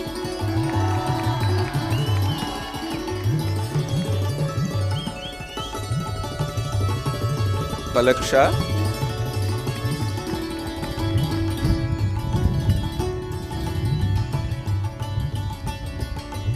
Parnika Shriyan.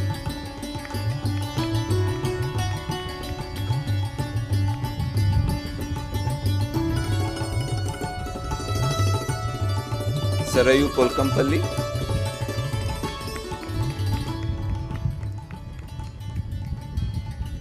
Pooja Nagdev.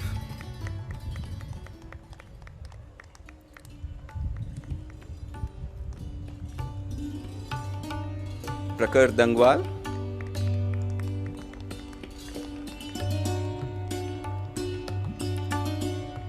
Pranay Parekh.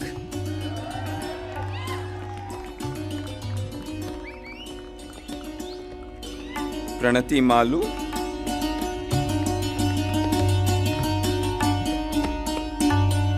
Pranay Bharadia.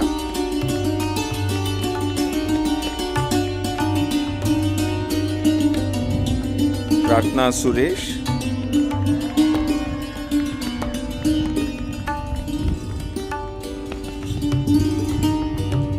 Pratham Sangvi.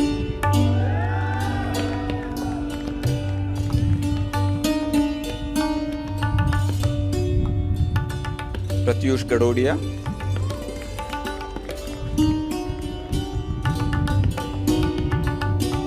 Prerna Thakur,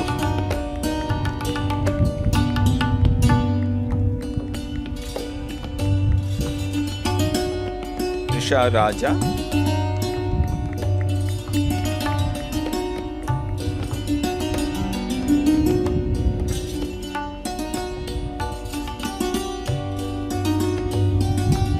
Prithviraj Singh Jadeja,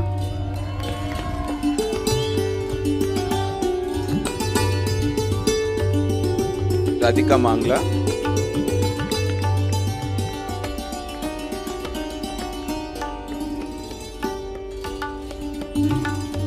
Raghavi Raju Mohan,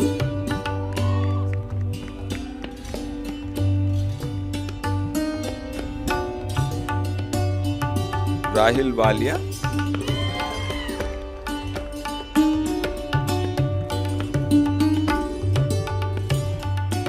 Rahul वोबेरॉय,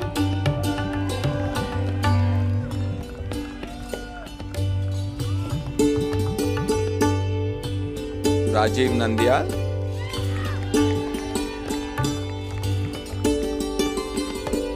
Reha Adani,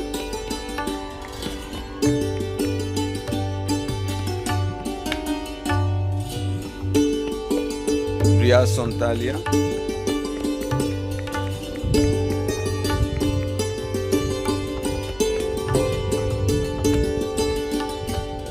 Riddhi Agarwal,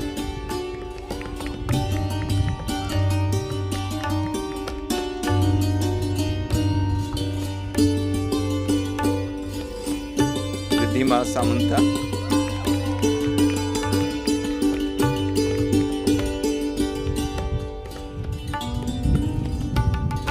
rinsing चिंगापा,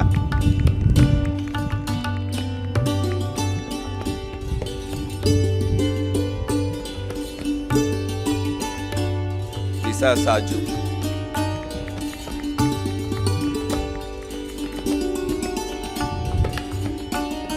Rishita सिंगी,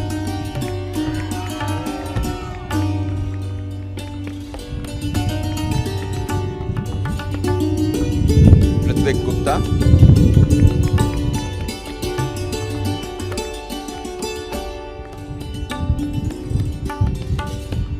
Rohini समेटा,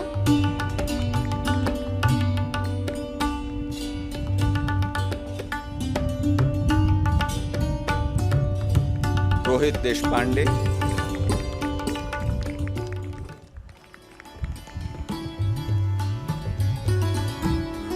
Ross साजू,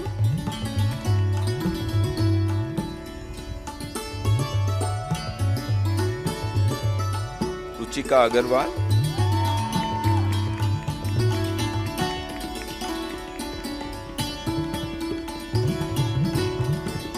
रुचि शाहगढ़कर,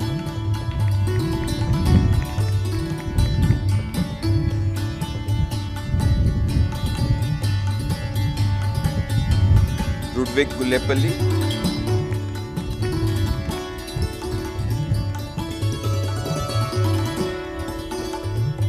साचिपाय कानी,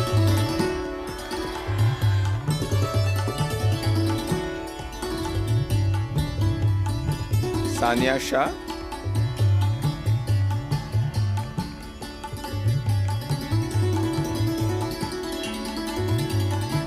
सात्विक Oberoi,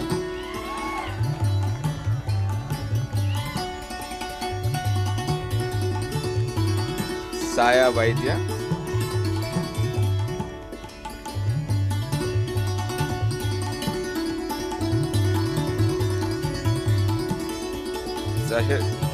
जहेर गंदियो,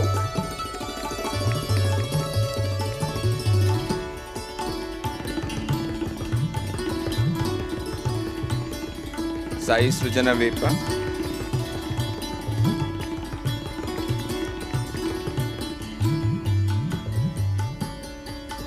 Sai विनूतना नागिशेट्टी,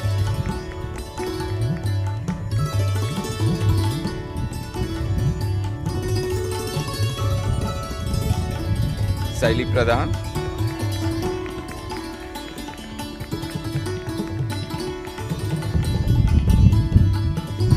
Sayam Kothari,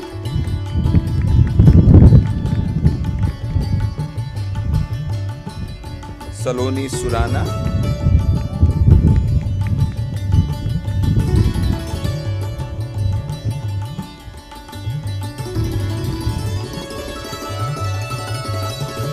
Samar Chabba,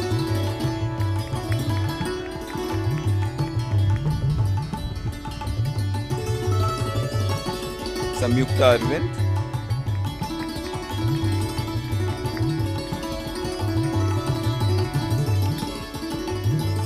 Sana Ajmera,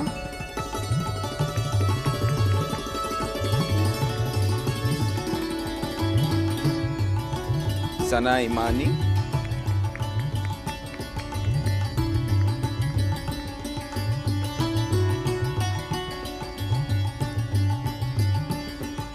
Sanika Tulsian,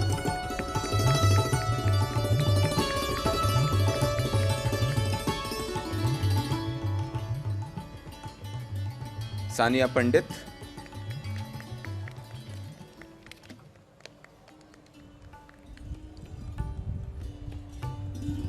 Sanjana Amarnath,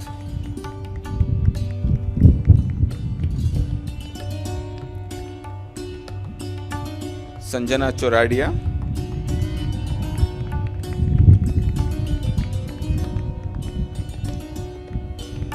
Sanjit Sudarshan,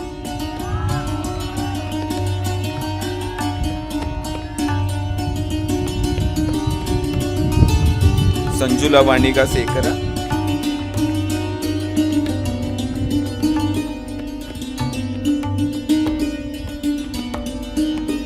Sanviti Iyer,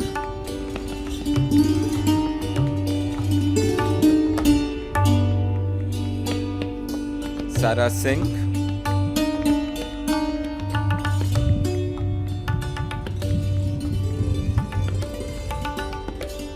Sarthak Parekh,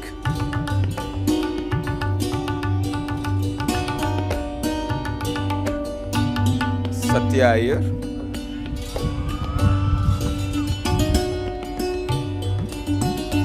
Satyam Garg,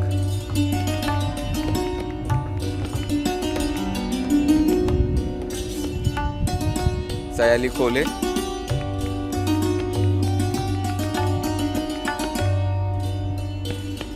Sejal Setia,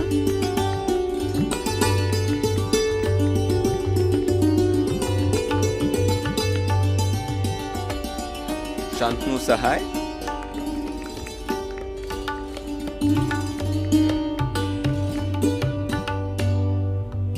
Shaun Bandyopadhyay,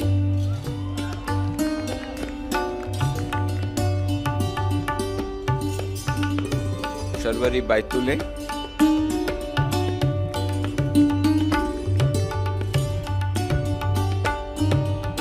Sheel Sinha,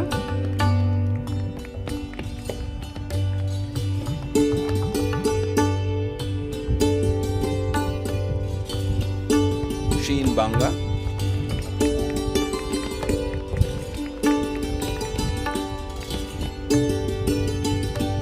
Shika Mehta,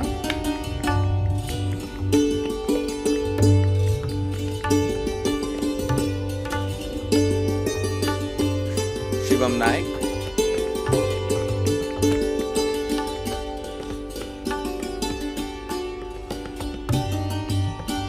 Shivanka Gautam,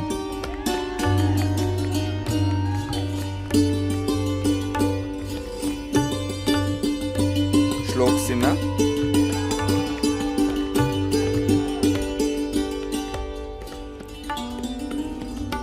Shraddha Krishnan,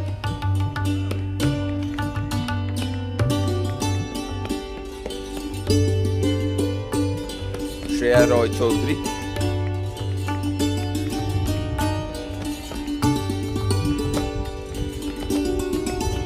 Shreya Sontalia,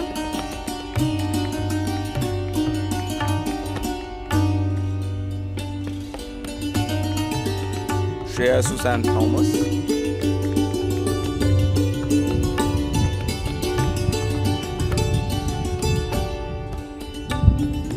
May I request all the parents and students who are standing there to kindly take their seats, please, till the awards are conferred.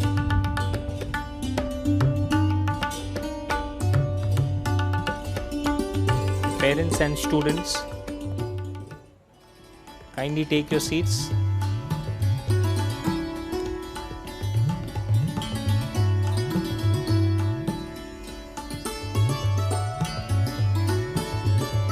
Shreyas Shivakumar,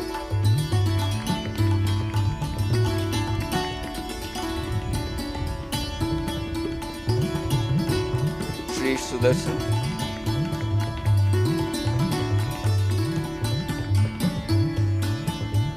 Shrutika Pujari,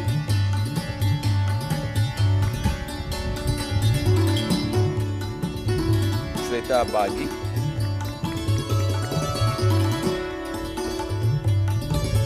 Siddharth Singh,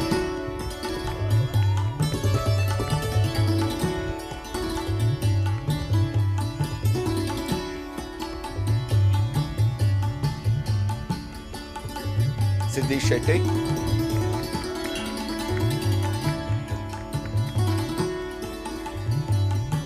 Siddhant Buraria,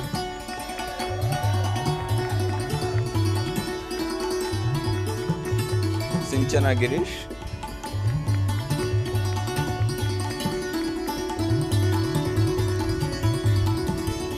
Smiti Sarin,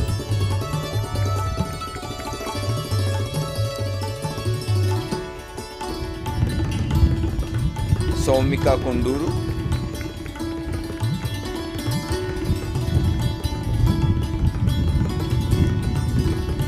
Srinidhi Ramakrishnan,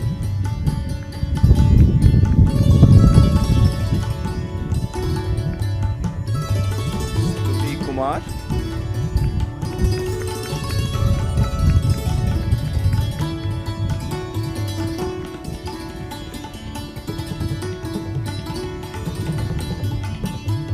Subramanian K,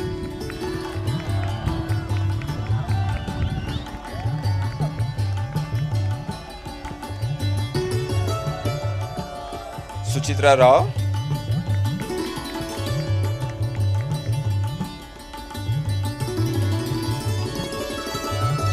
Tanay Bajaj,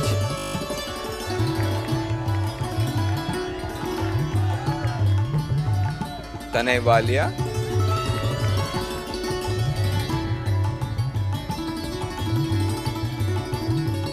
Tanaya Jindal,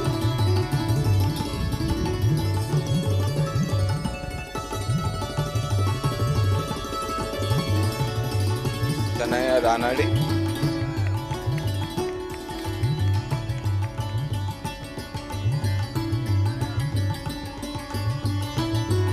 Tanvi Shriya Gummudi,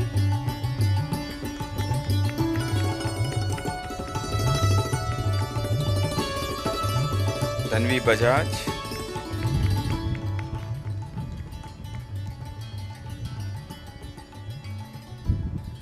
Tanya Jain,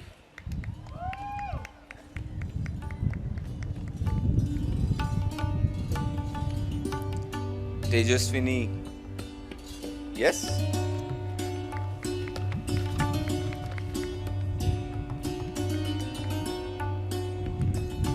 Trisha Reddy,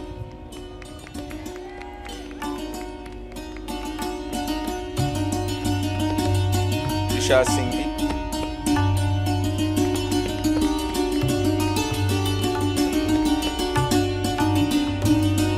Tushita Reddy,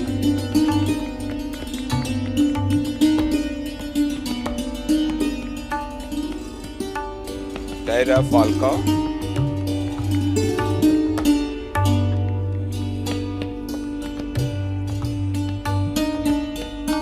Unnati Nihalani,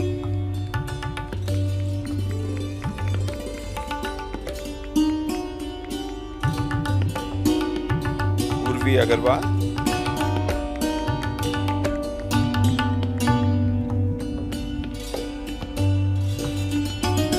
Utsav Jain,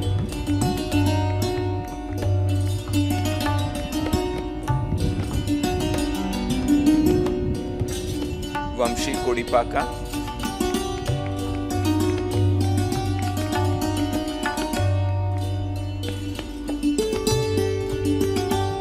Vandita Sangvi,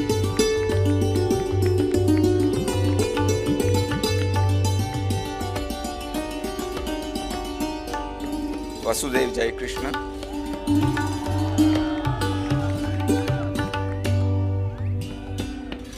Vedant Kabra,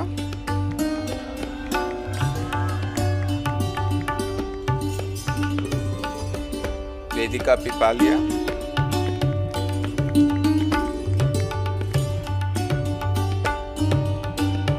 Vedika Shah,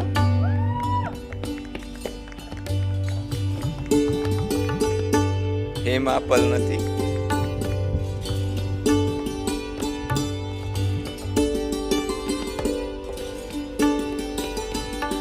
Virendra Manyam,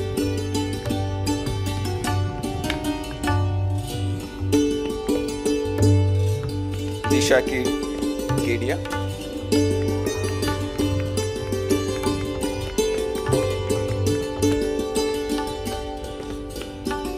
Vidushi Chandra,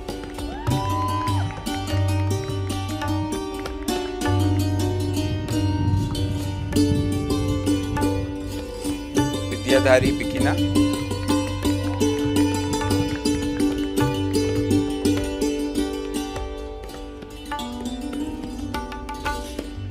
Viha Julia,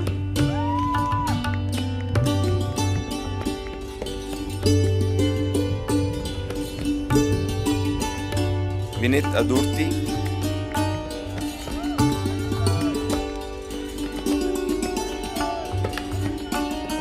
Vishwas Tilwani,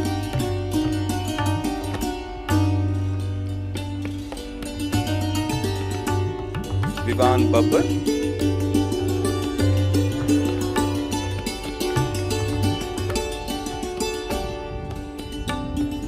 Yagyaval Kabra,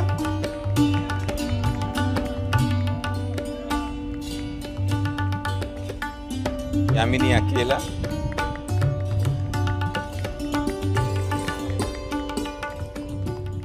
Yash Goyal,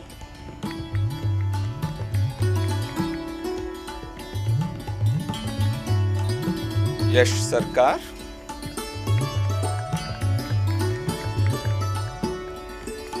Yashashri Sutaria,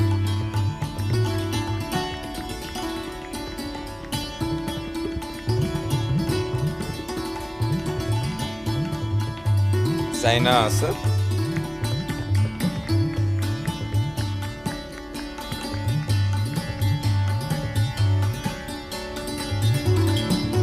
Shrutika Parli,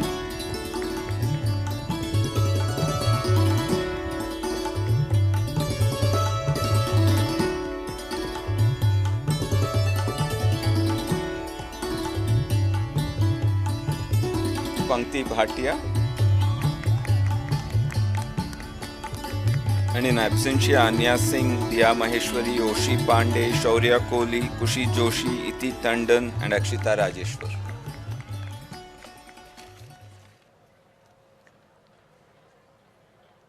Mr. Vice-Chancellor, I present Ahana Nair and 265 others who have been examined and found qualified for the undergraduate qualification in liberal education and request the governing body of Flame University to confer the undergraduate qualification on them.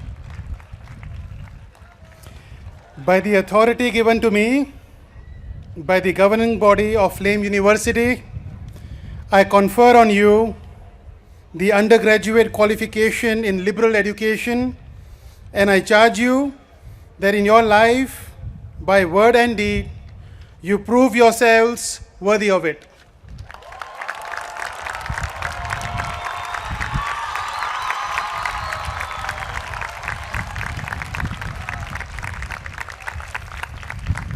Thank you, sirs.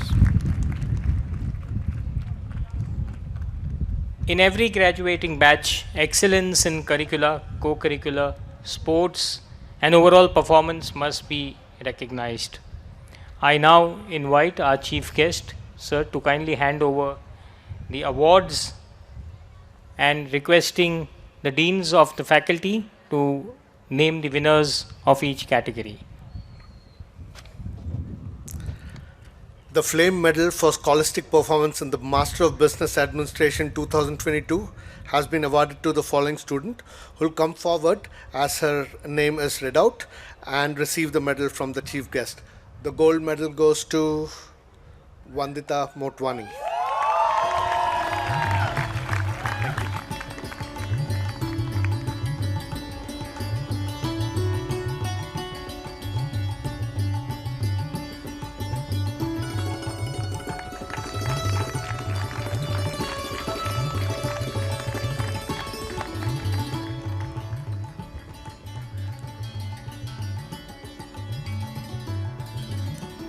The Flame Medal for Scholastic Performance in the Master of Business Administration, Communications Management 2022 has been awarded to the following student who will come forward as her name is called and receive the medal from the chief guest.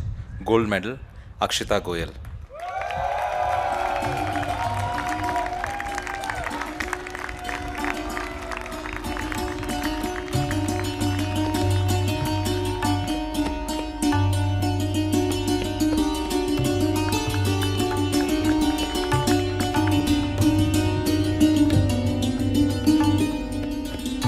Flame Medal for Scholastic Performance in the Postgraduate Program in Entrepreneurship and Innovation 2022 has been awarded to the following student who will come forward as the name is called and receive the medal from the chief guest. Gold medal, Shahrukh Ahmed.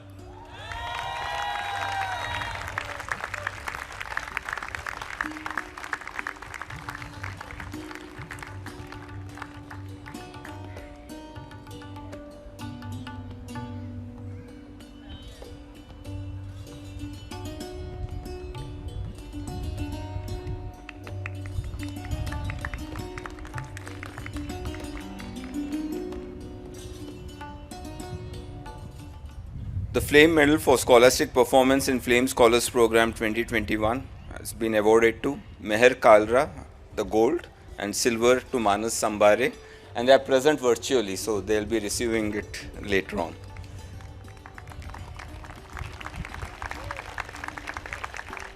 The Flame Medal for Scholastic Performance in Flame Scholars Program 2022 has been awarded to the following students. Gold medal, Muskan Pal.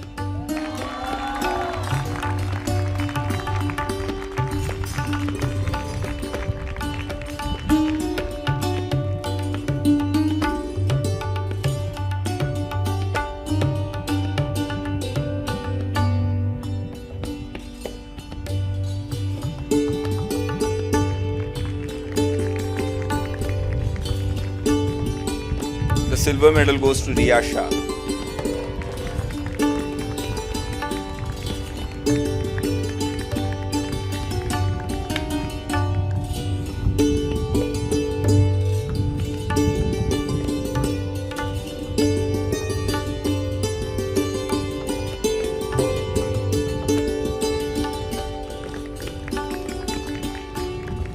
Now the Flame medals for Scholastic Performance in the undergraduate program.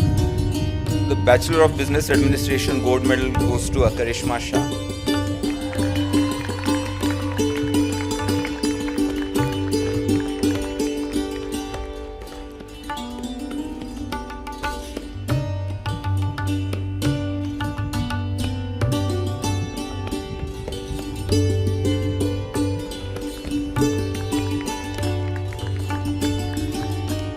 The silver medal goes to Karthik Subramanian.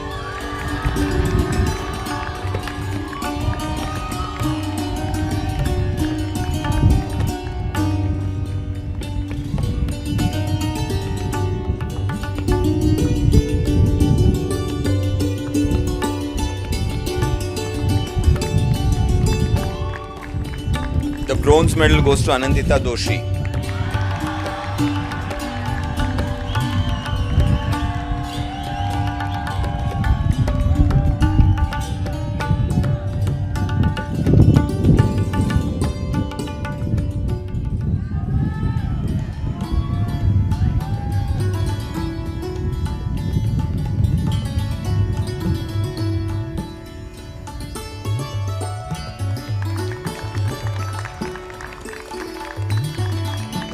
The gold medal in Bachelor of Business Administration Communications Management goes to Rishita Lunawat.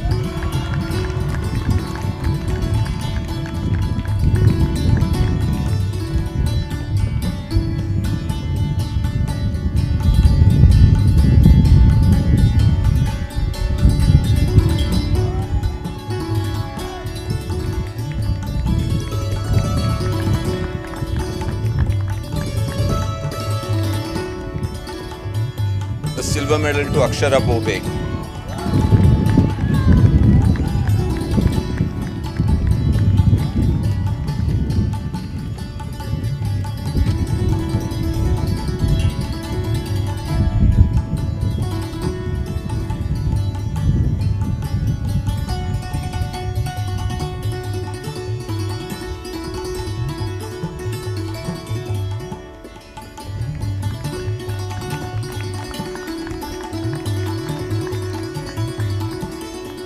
The Bachelor of Arts gold medal goes to Mitali Balki.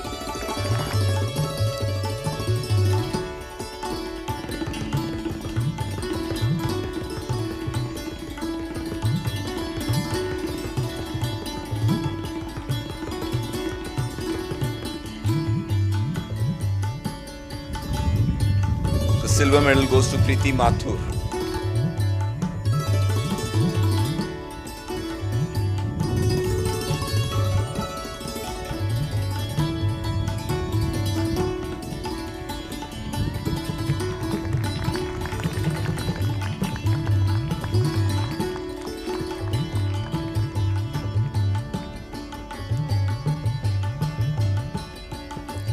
The bronze medal goes to Kriti Tibrewala.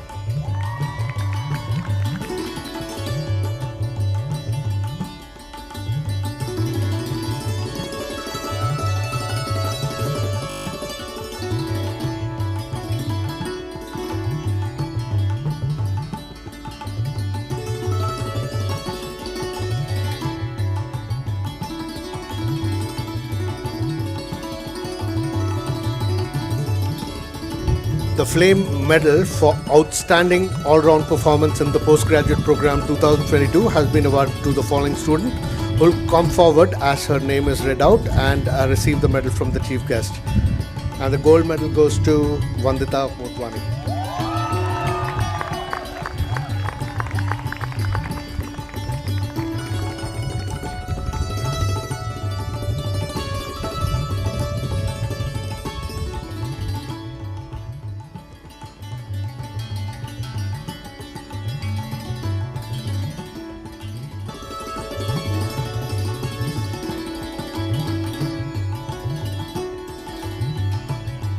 The Flame Medal for Outstanding All-Round Performance in Flame Scholars Program 2021.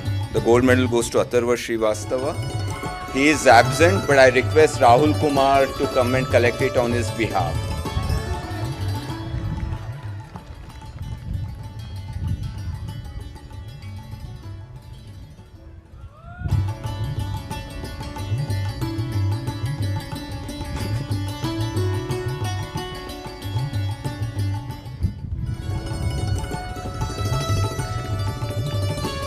You can Photoshop his face later. The Flame Medal for Outstanding All-Round Performance in the Flame Scholars Program 2022 goes to Kavish Sangarajka.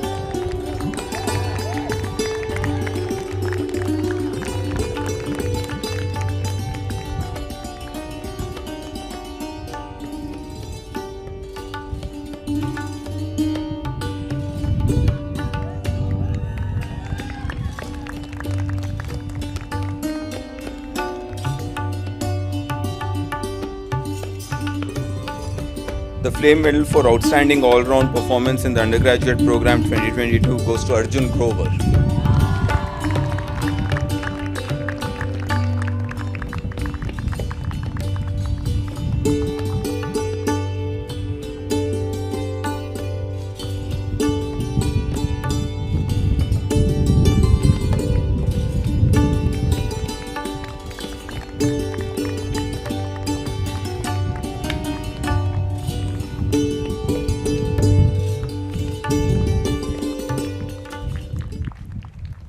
Thank you, Deans.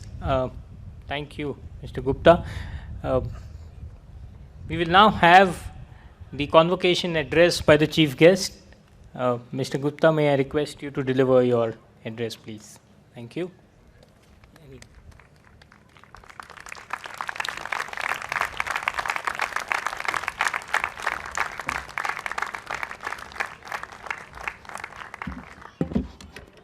Well, thank you very much. I have many things to thank you for and some questions to ask you as well, but I'll do that as we go along. So first of all, three things I must thank you for.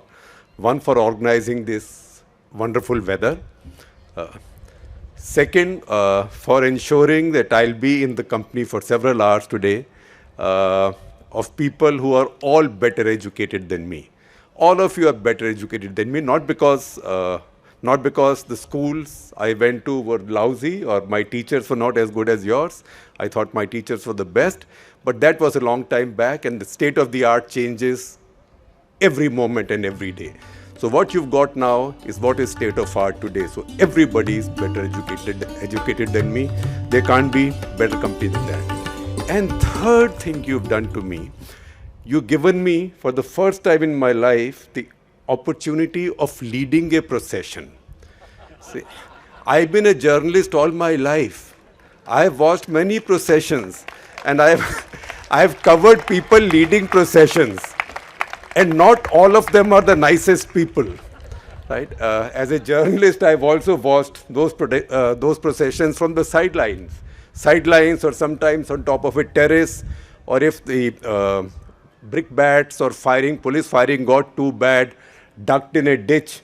But this was the first experience of leading a procession, so thank you very much. I'm privileged to be here. Now, serious part of the speech, don't worry. I've written a nice, proper 1-hour speech.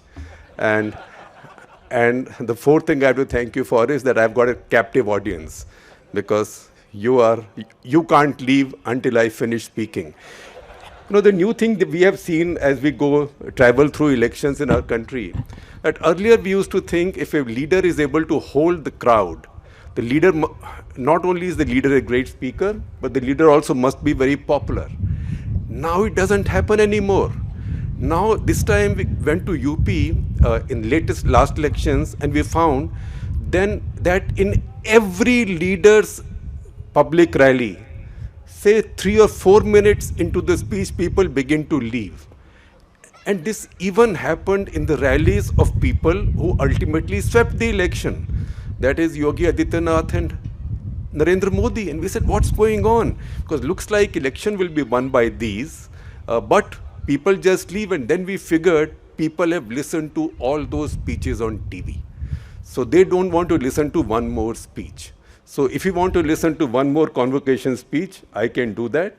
I have it written. The only saving grace is I have it written in my handwriting, which even I can't read. So that will save you.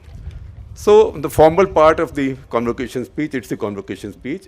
Thank you very much, Vice-Chancellor, Dr. Kamdar, Nimesh Bhai, Vallabh Bhai, at least the people I know personally, you know the names of all the others, and the brilliant governing body which has put together this fantastic institution.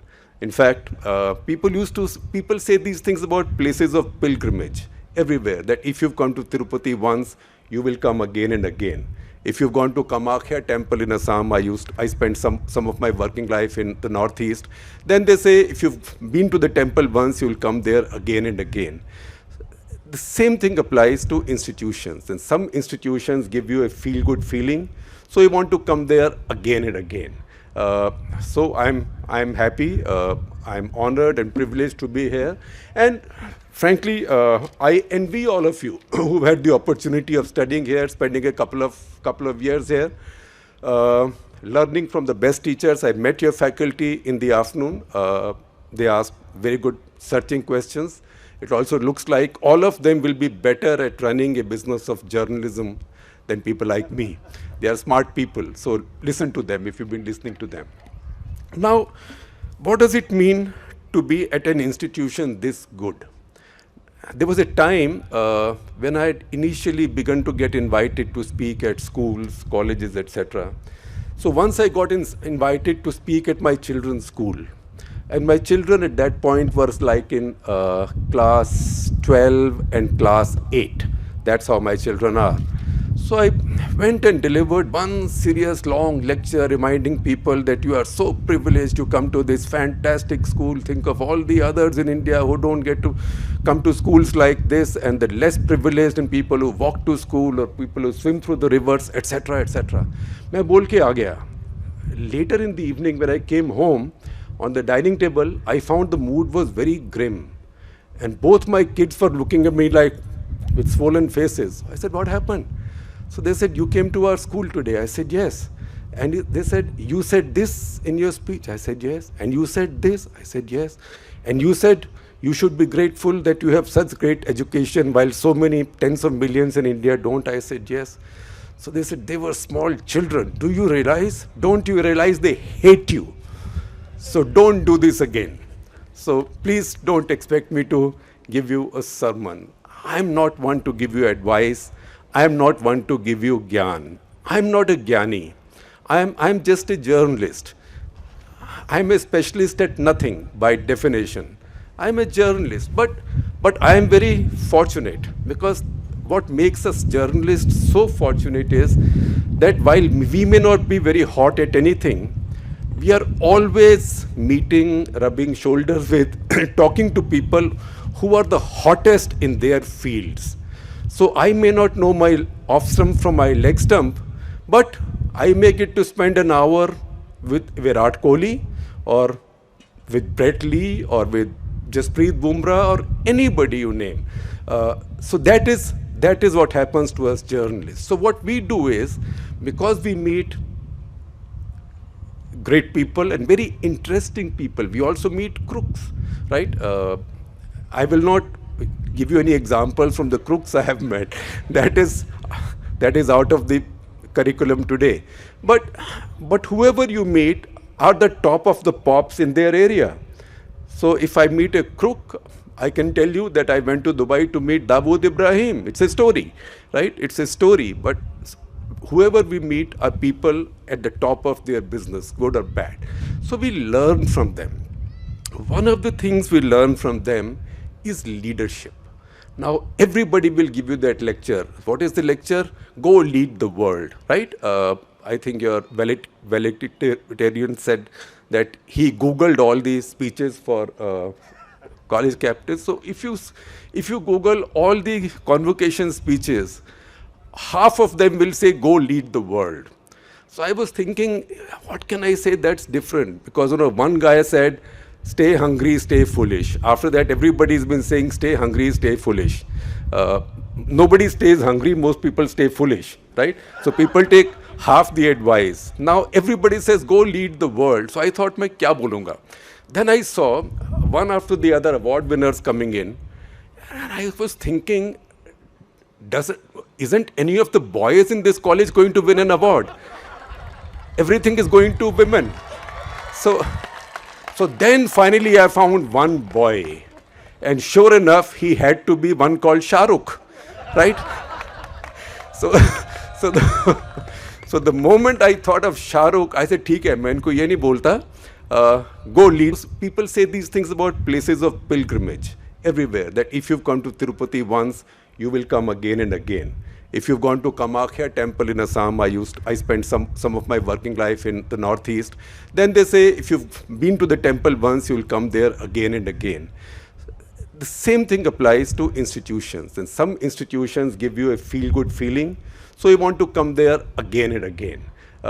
So I'm happy, I'm honored and privileged to be here, and frankly, I envy all of you who had the opportunity of studying here, spending a couple of years here, learning from the best teachers. I met your faculty in the afternoon. They asked very good searching questions. It also looks like all of them will be better at running a business of journalism than people like me. They are smart people, so listen to them if you've been listening to them. Now, what does it mean to be at an institution this good? There was a time when I had initially begun to get invited to speak at schools, colleges, etc. So once I got invited to speak at my children's school, and my children at that point were like in class 12 and class 8. That's how my children are. So I went and delivered one serious long lecture reminding people that you are so privileged to come to this fantastic school. Think of all the others in India who don't get to come to schools like this, and the less privileged and people who walk to school or people who swim through the rivers, etc. etc. मैं बोल के आ गया. Later in the evening when I came home, on the dining table, I found the mood was very grim. And both my kids were looking at me like with swollen faces. I said, what happened? So they said, you came to our school today. I said, yes.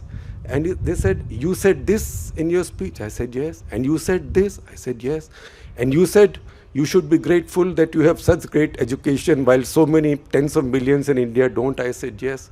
So they said, they were small children. Do you realize? Don't you realize they hate you? So don't do this again. So please don't expect me to give you a sermon. I'm not one to give you advice. I'm not one to give you gyan. I'm not a gyani. I'm just a journalist. I'm a specialist at nothing by definition. I'm a journalist, but I am very fortunate, because what makes us journalists so fortunate is that while we may not be very hot at anything, we are always meeting, rubbing shoulders with, talking to people who are the hottest in their fields. So I may not know my off stump from my leg stump, but I may get to spend an hour with Virat Kohli or with Brett Lee or with Jasprit Bumrah or anybody you name. So that is what happens to us journalists. So what we do is, because we meet great people and very interesting people, we also meet crooks, right? I will not give you any examples from the crooks I have met.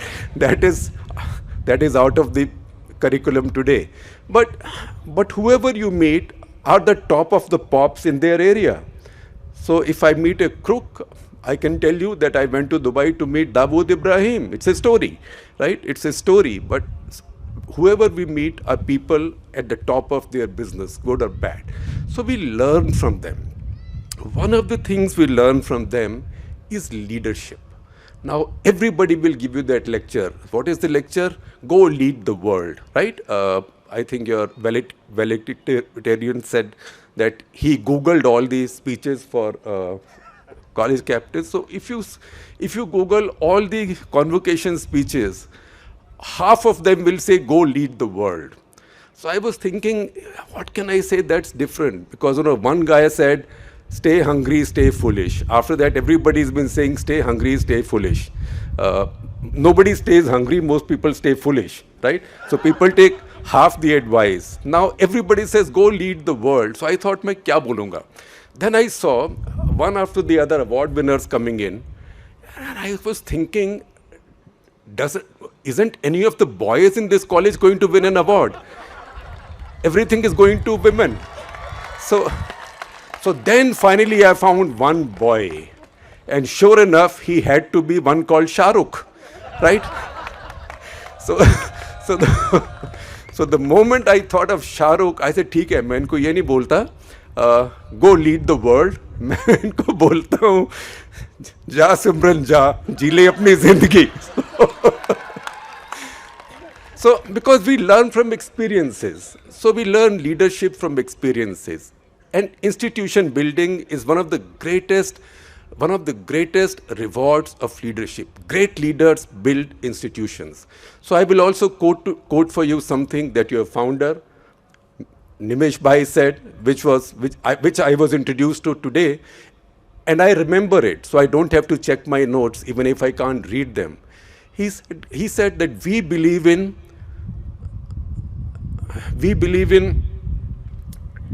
sorry. Okay. We believe in Abhaydan, Ahardan, and Gyandan, which means we want to giving away protection, food, and knowledge at no personal gain to ourselves. Right? That is a great thing to say. That doesn't mean you will get your food, etc. for free and you don't have to pay the fees. But they will not do it for profit. So that's a very big thing, and that's about leadership. So people who become successful doing whatever they do, after that, build institutions like these. Similarly, leaders anywhere, build other people. And as they build other people, they build institutions. So once again, how do I learn? I learn from people.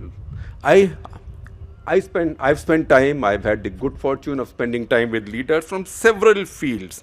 But let me just choose maybe 3 or 4 to talk about.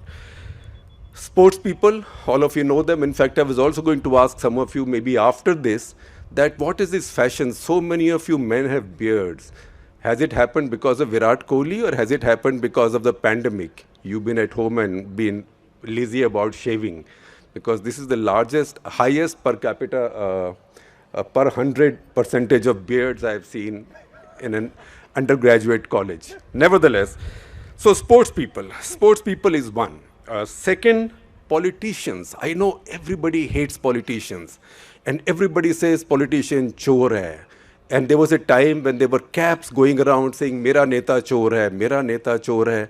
And I would tell people, don't be stupid. You have this freedom of speech because we have politics. We have politics because we have politicians. I can stand here and say anything I want. You can listen to it. You can call me an idiot, because we are a democracy. We are a democracy because we have politics. For politics, we need politicians and freedom of speech. Politicians are among the hardest working human beings I have met. And they are the most meritocratic. They are not, you can crack IAS once, and then you are set till the age of 60, and these days till much later, because all these new regulatory agencies are coming in where you get post-retirement jobs. But a politician has to face elections every few years, and people hold them to account. So you have to also learn leadership and understanding of how you deal with power from politicians, because nobody has more power than politicians. How you handle that power is also part of the art of leadership. You can go nuts with that power, as you find happens with many dictators. Something like that's happening with Vladimir Putin right now. Something like that at some point happened with Saddam Hussein. Something like that at one point happened with Hitler. Something like that at one point of about 2 years, 19 months, happened with Indira Gandhi. So leaders can go nuts, but they go nuts when they don't know how to deal with power. Now, how do you deal with power and still keep your leadership? How do you deal with fame and still keep your leadership? That is what we learn, say, from sports people. Politicians tell you about power. Third category, soldiers. Now, you go and watch those films about Kargil. And recently there was this film, Kiara Advani and the other guy on Vikram Batra, Sher-Shah, Vikram Batra's life. Now, Vikram Batra became famous for saying on TV camera, "Ye dil maage more." But think about him. Vikram Batra was maybe a 26 or 27-year-old. Just about 5 or 6 years of service in the army. He was a kid, not much older than any of you.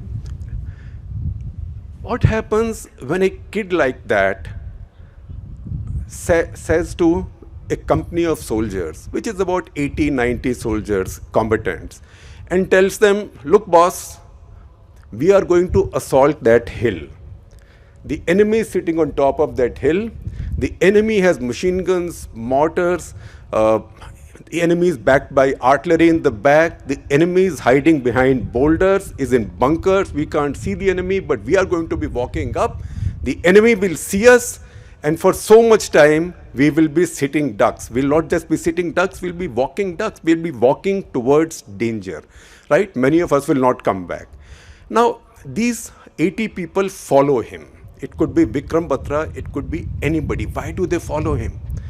They follow him because they know that this guy is maybe younger than most of us. He's better educated, he's an officer, yet he's going in front. So if we face fire, he faces that fire first.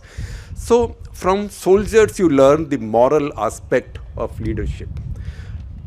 You can also learn the moral aspect of leadership from good leaders in sports. Look at Rahul Dravid, I believe, is come and spoken here.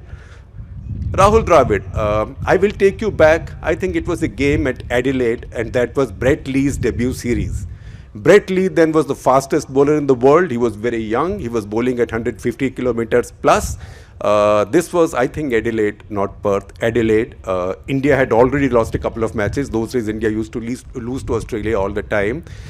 And one of the openers had got his arm fractured. I think, was it Sadgopan Ramesh or VVS Lakshman? One of the openers had got his arm fractured facing Brett Lee. The number one down batsman came in, I think it was VVS Lakshman, and was not able to handle Brett Lee. So go back and watch those videos, because deliberately Rahul Dravid is then playing Brett Lee. If the other guy is bowling, Rahul Dravid will take a run on the last ball.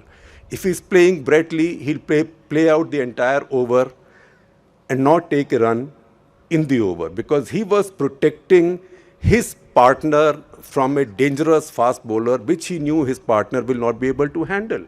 And I will tell you something else that I later learned, because I was very admiring of him, and I said, here is one Indian cricketer who puts the flag above the club and above his own name. And I saw him when he got his first 100 in South Africa, and this was not often done. People jump and wave their bat and all when they get 100. When he got his first 100, he took off his helmet and kissed the national crest on the helmet. So I was always an admirer of him and his leadership qualities, until I once heard from Virat Kohli what he contributed to him.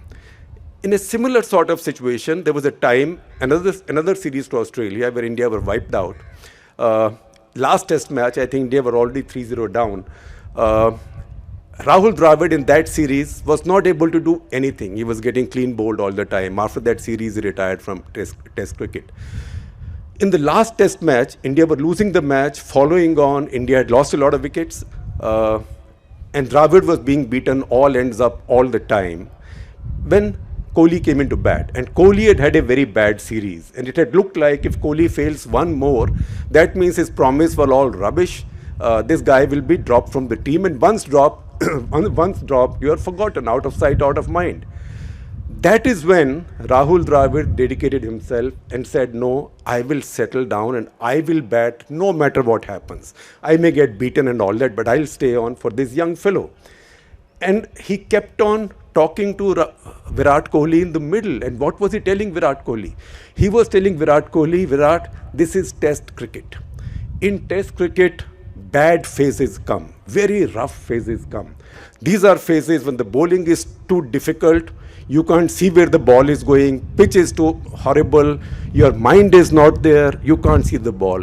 Learning about test cricket is all about learning, enduring these tough phases. Because once you've survived the tough phase, then bowlers will get tired, fast bowlers get tired, pitch will ease up, you will begin to see the ball better, and that's when Virat Kohli got 100.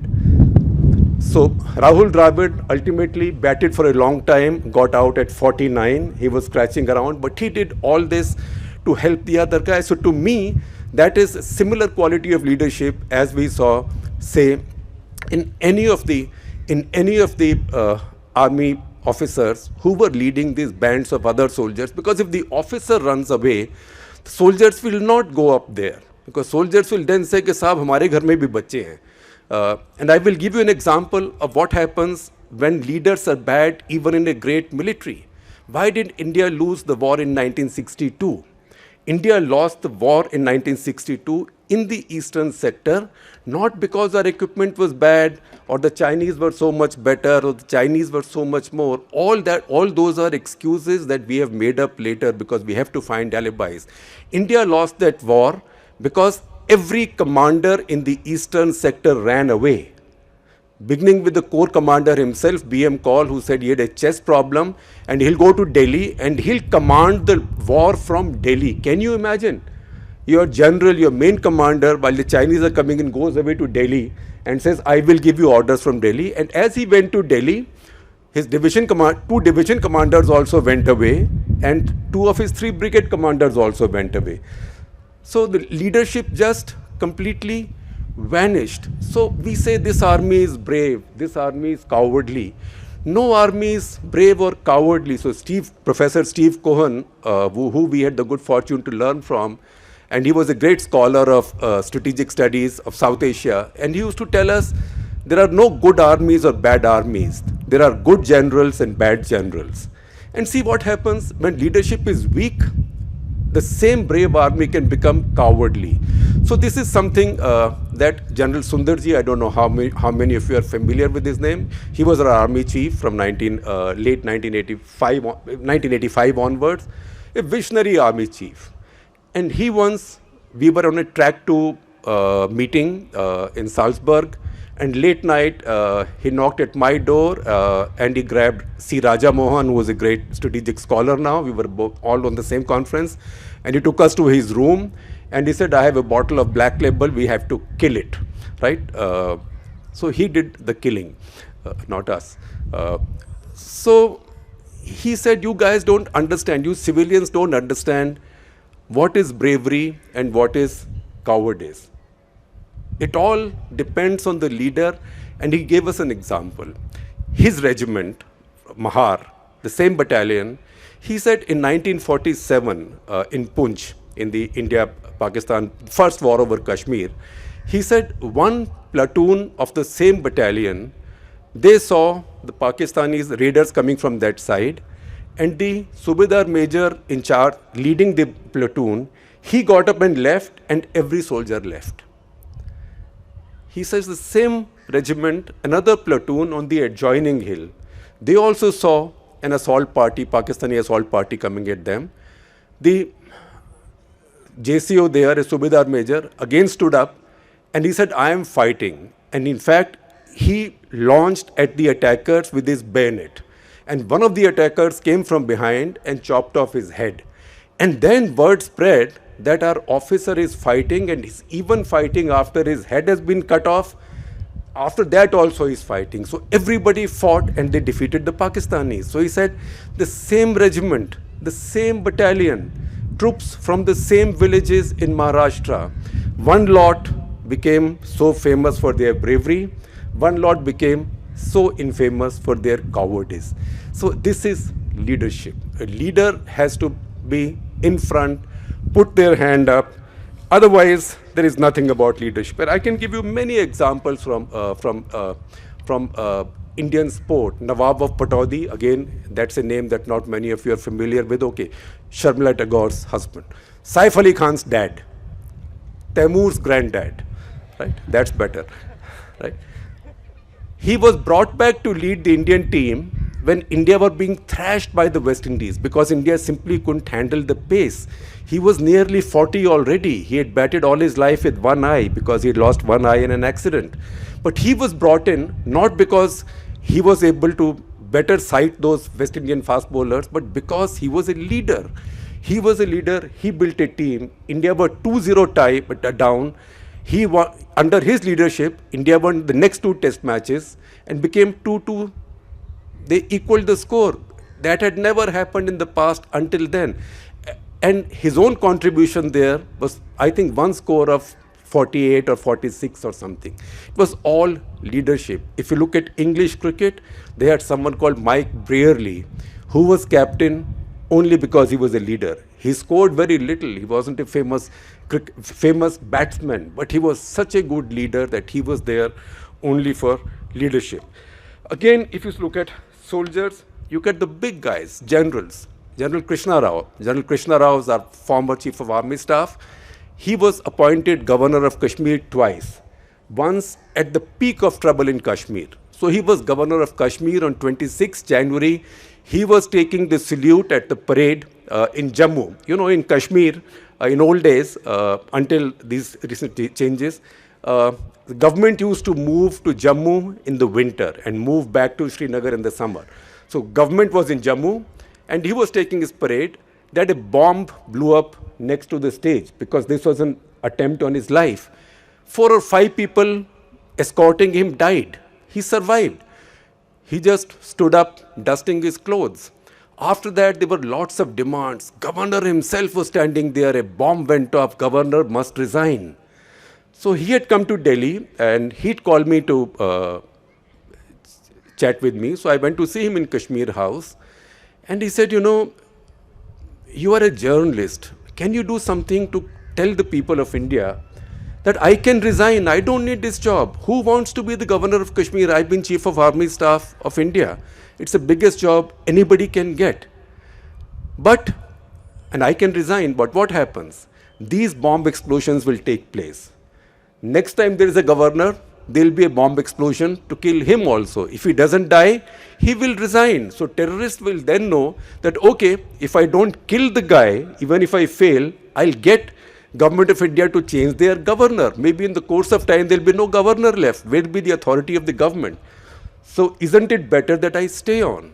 So for me, that was a lesson in leadership. So everybody tells you, and you get good lessons, you get bad lessons, and some of the great lessons that you learn about leadership are lessons in a setback or in a defeat, because that is when you lick your wounds and you can see a leader has to stand up and say, look, I messed up, I am responsible, and then others can take heart. That's why when a leader starts blaming the team or blaming the crew, then you know that this is now over. Because the moment a leader blames the team, कि मैं क्या करूँ, ये सब डरते हैं, कोई खेलता ही नहीं है.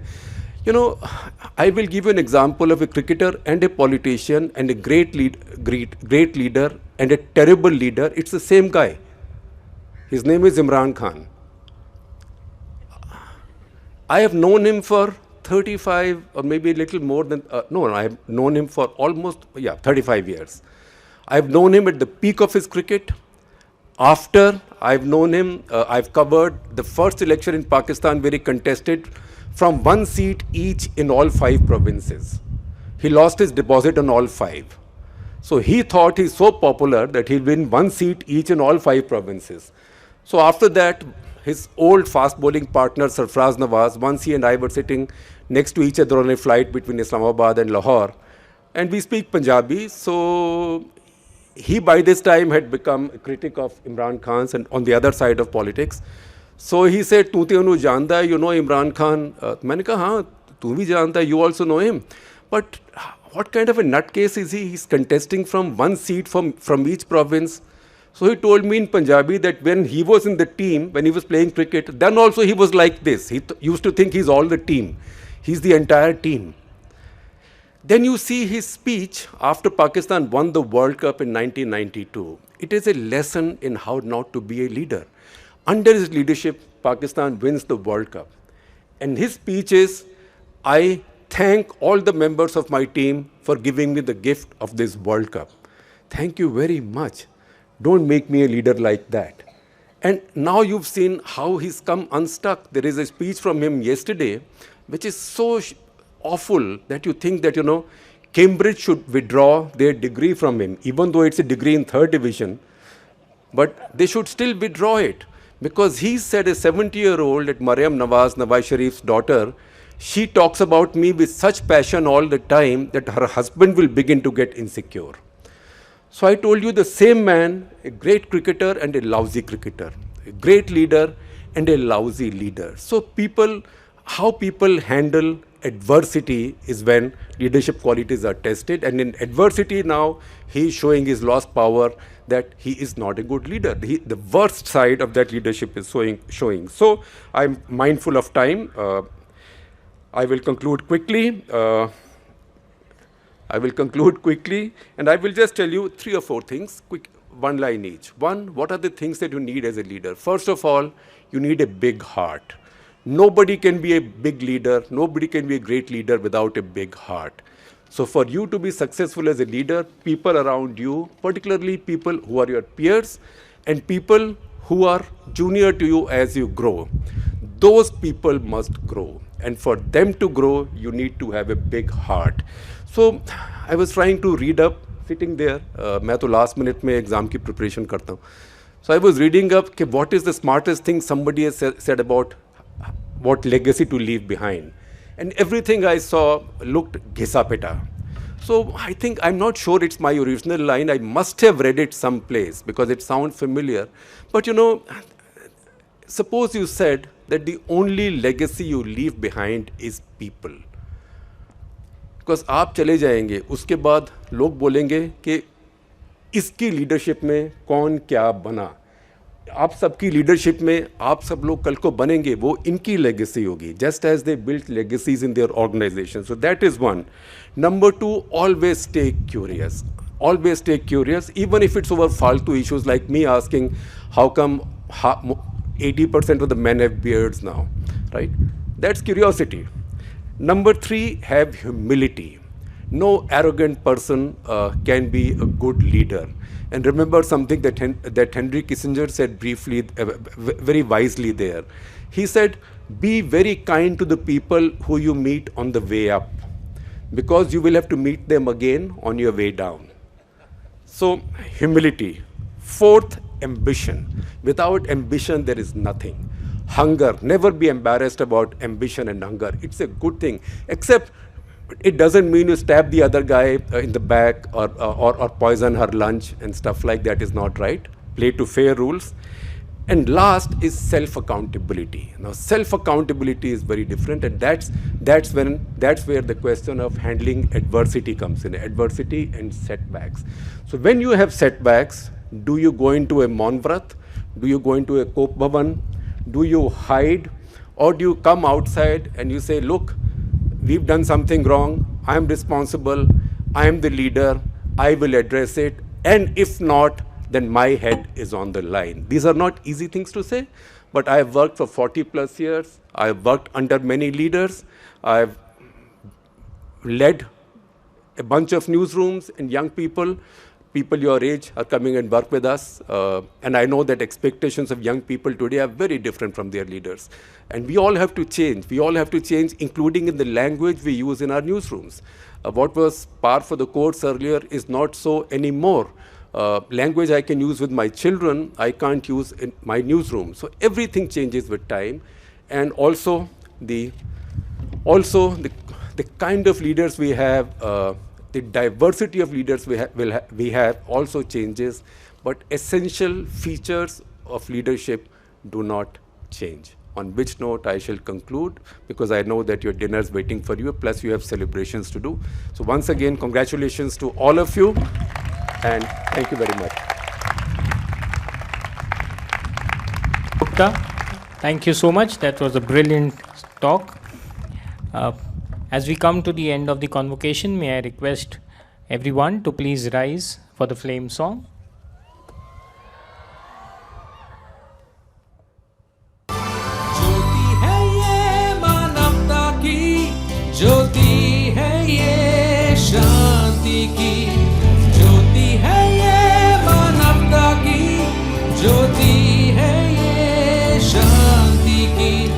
निर्मल उज्ज्वल सुजल सफल, निर्मल उज्ज्वल सुजल सफल, रंगीन मंजिलों की।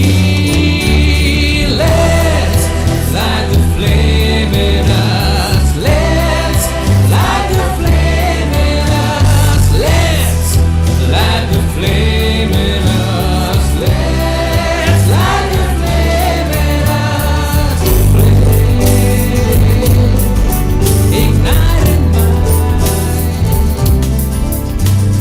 कह रही हैं लहरें गंगा जमुना की, चलो ज्ञान के सागर की ओर। कह रहा है शीश हिमालय का, झूले सूरज की नई भोर।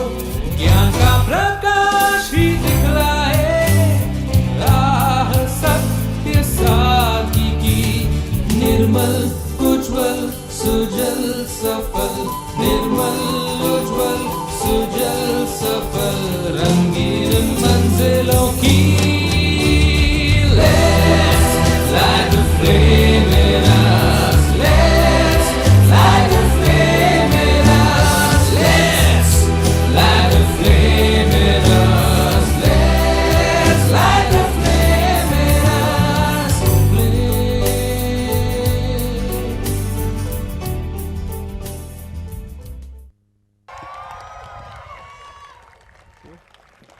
May I request Dr. Dishant Kamdar, Vice-Chancellor, to declare the convocation closed. Hearty congratulations to all of you once again.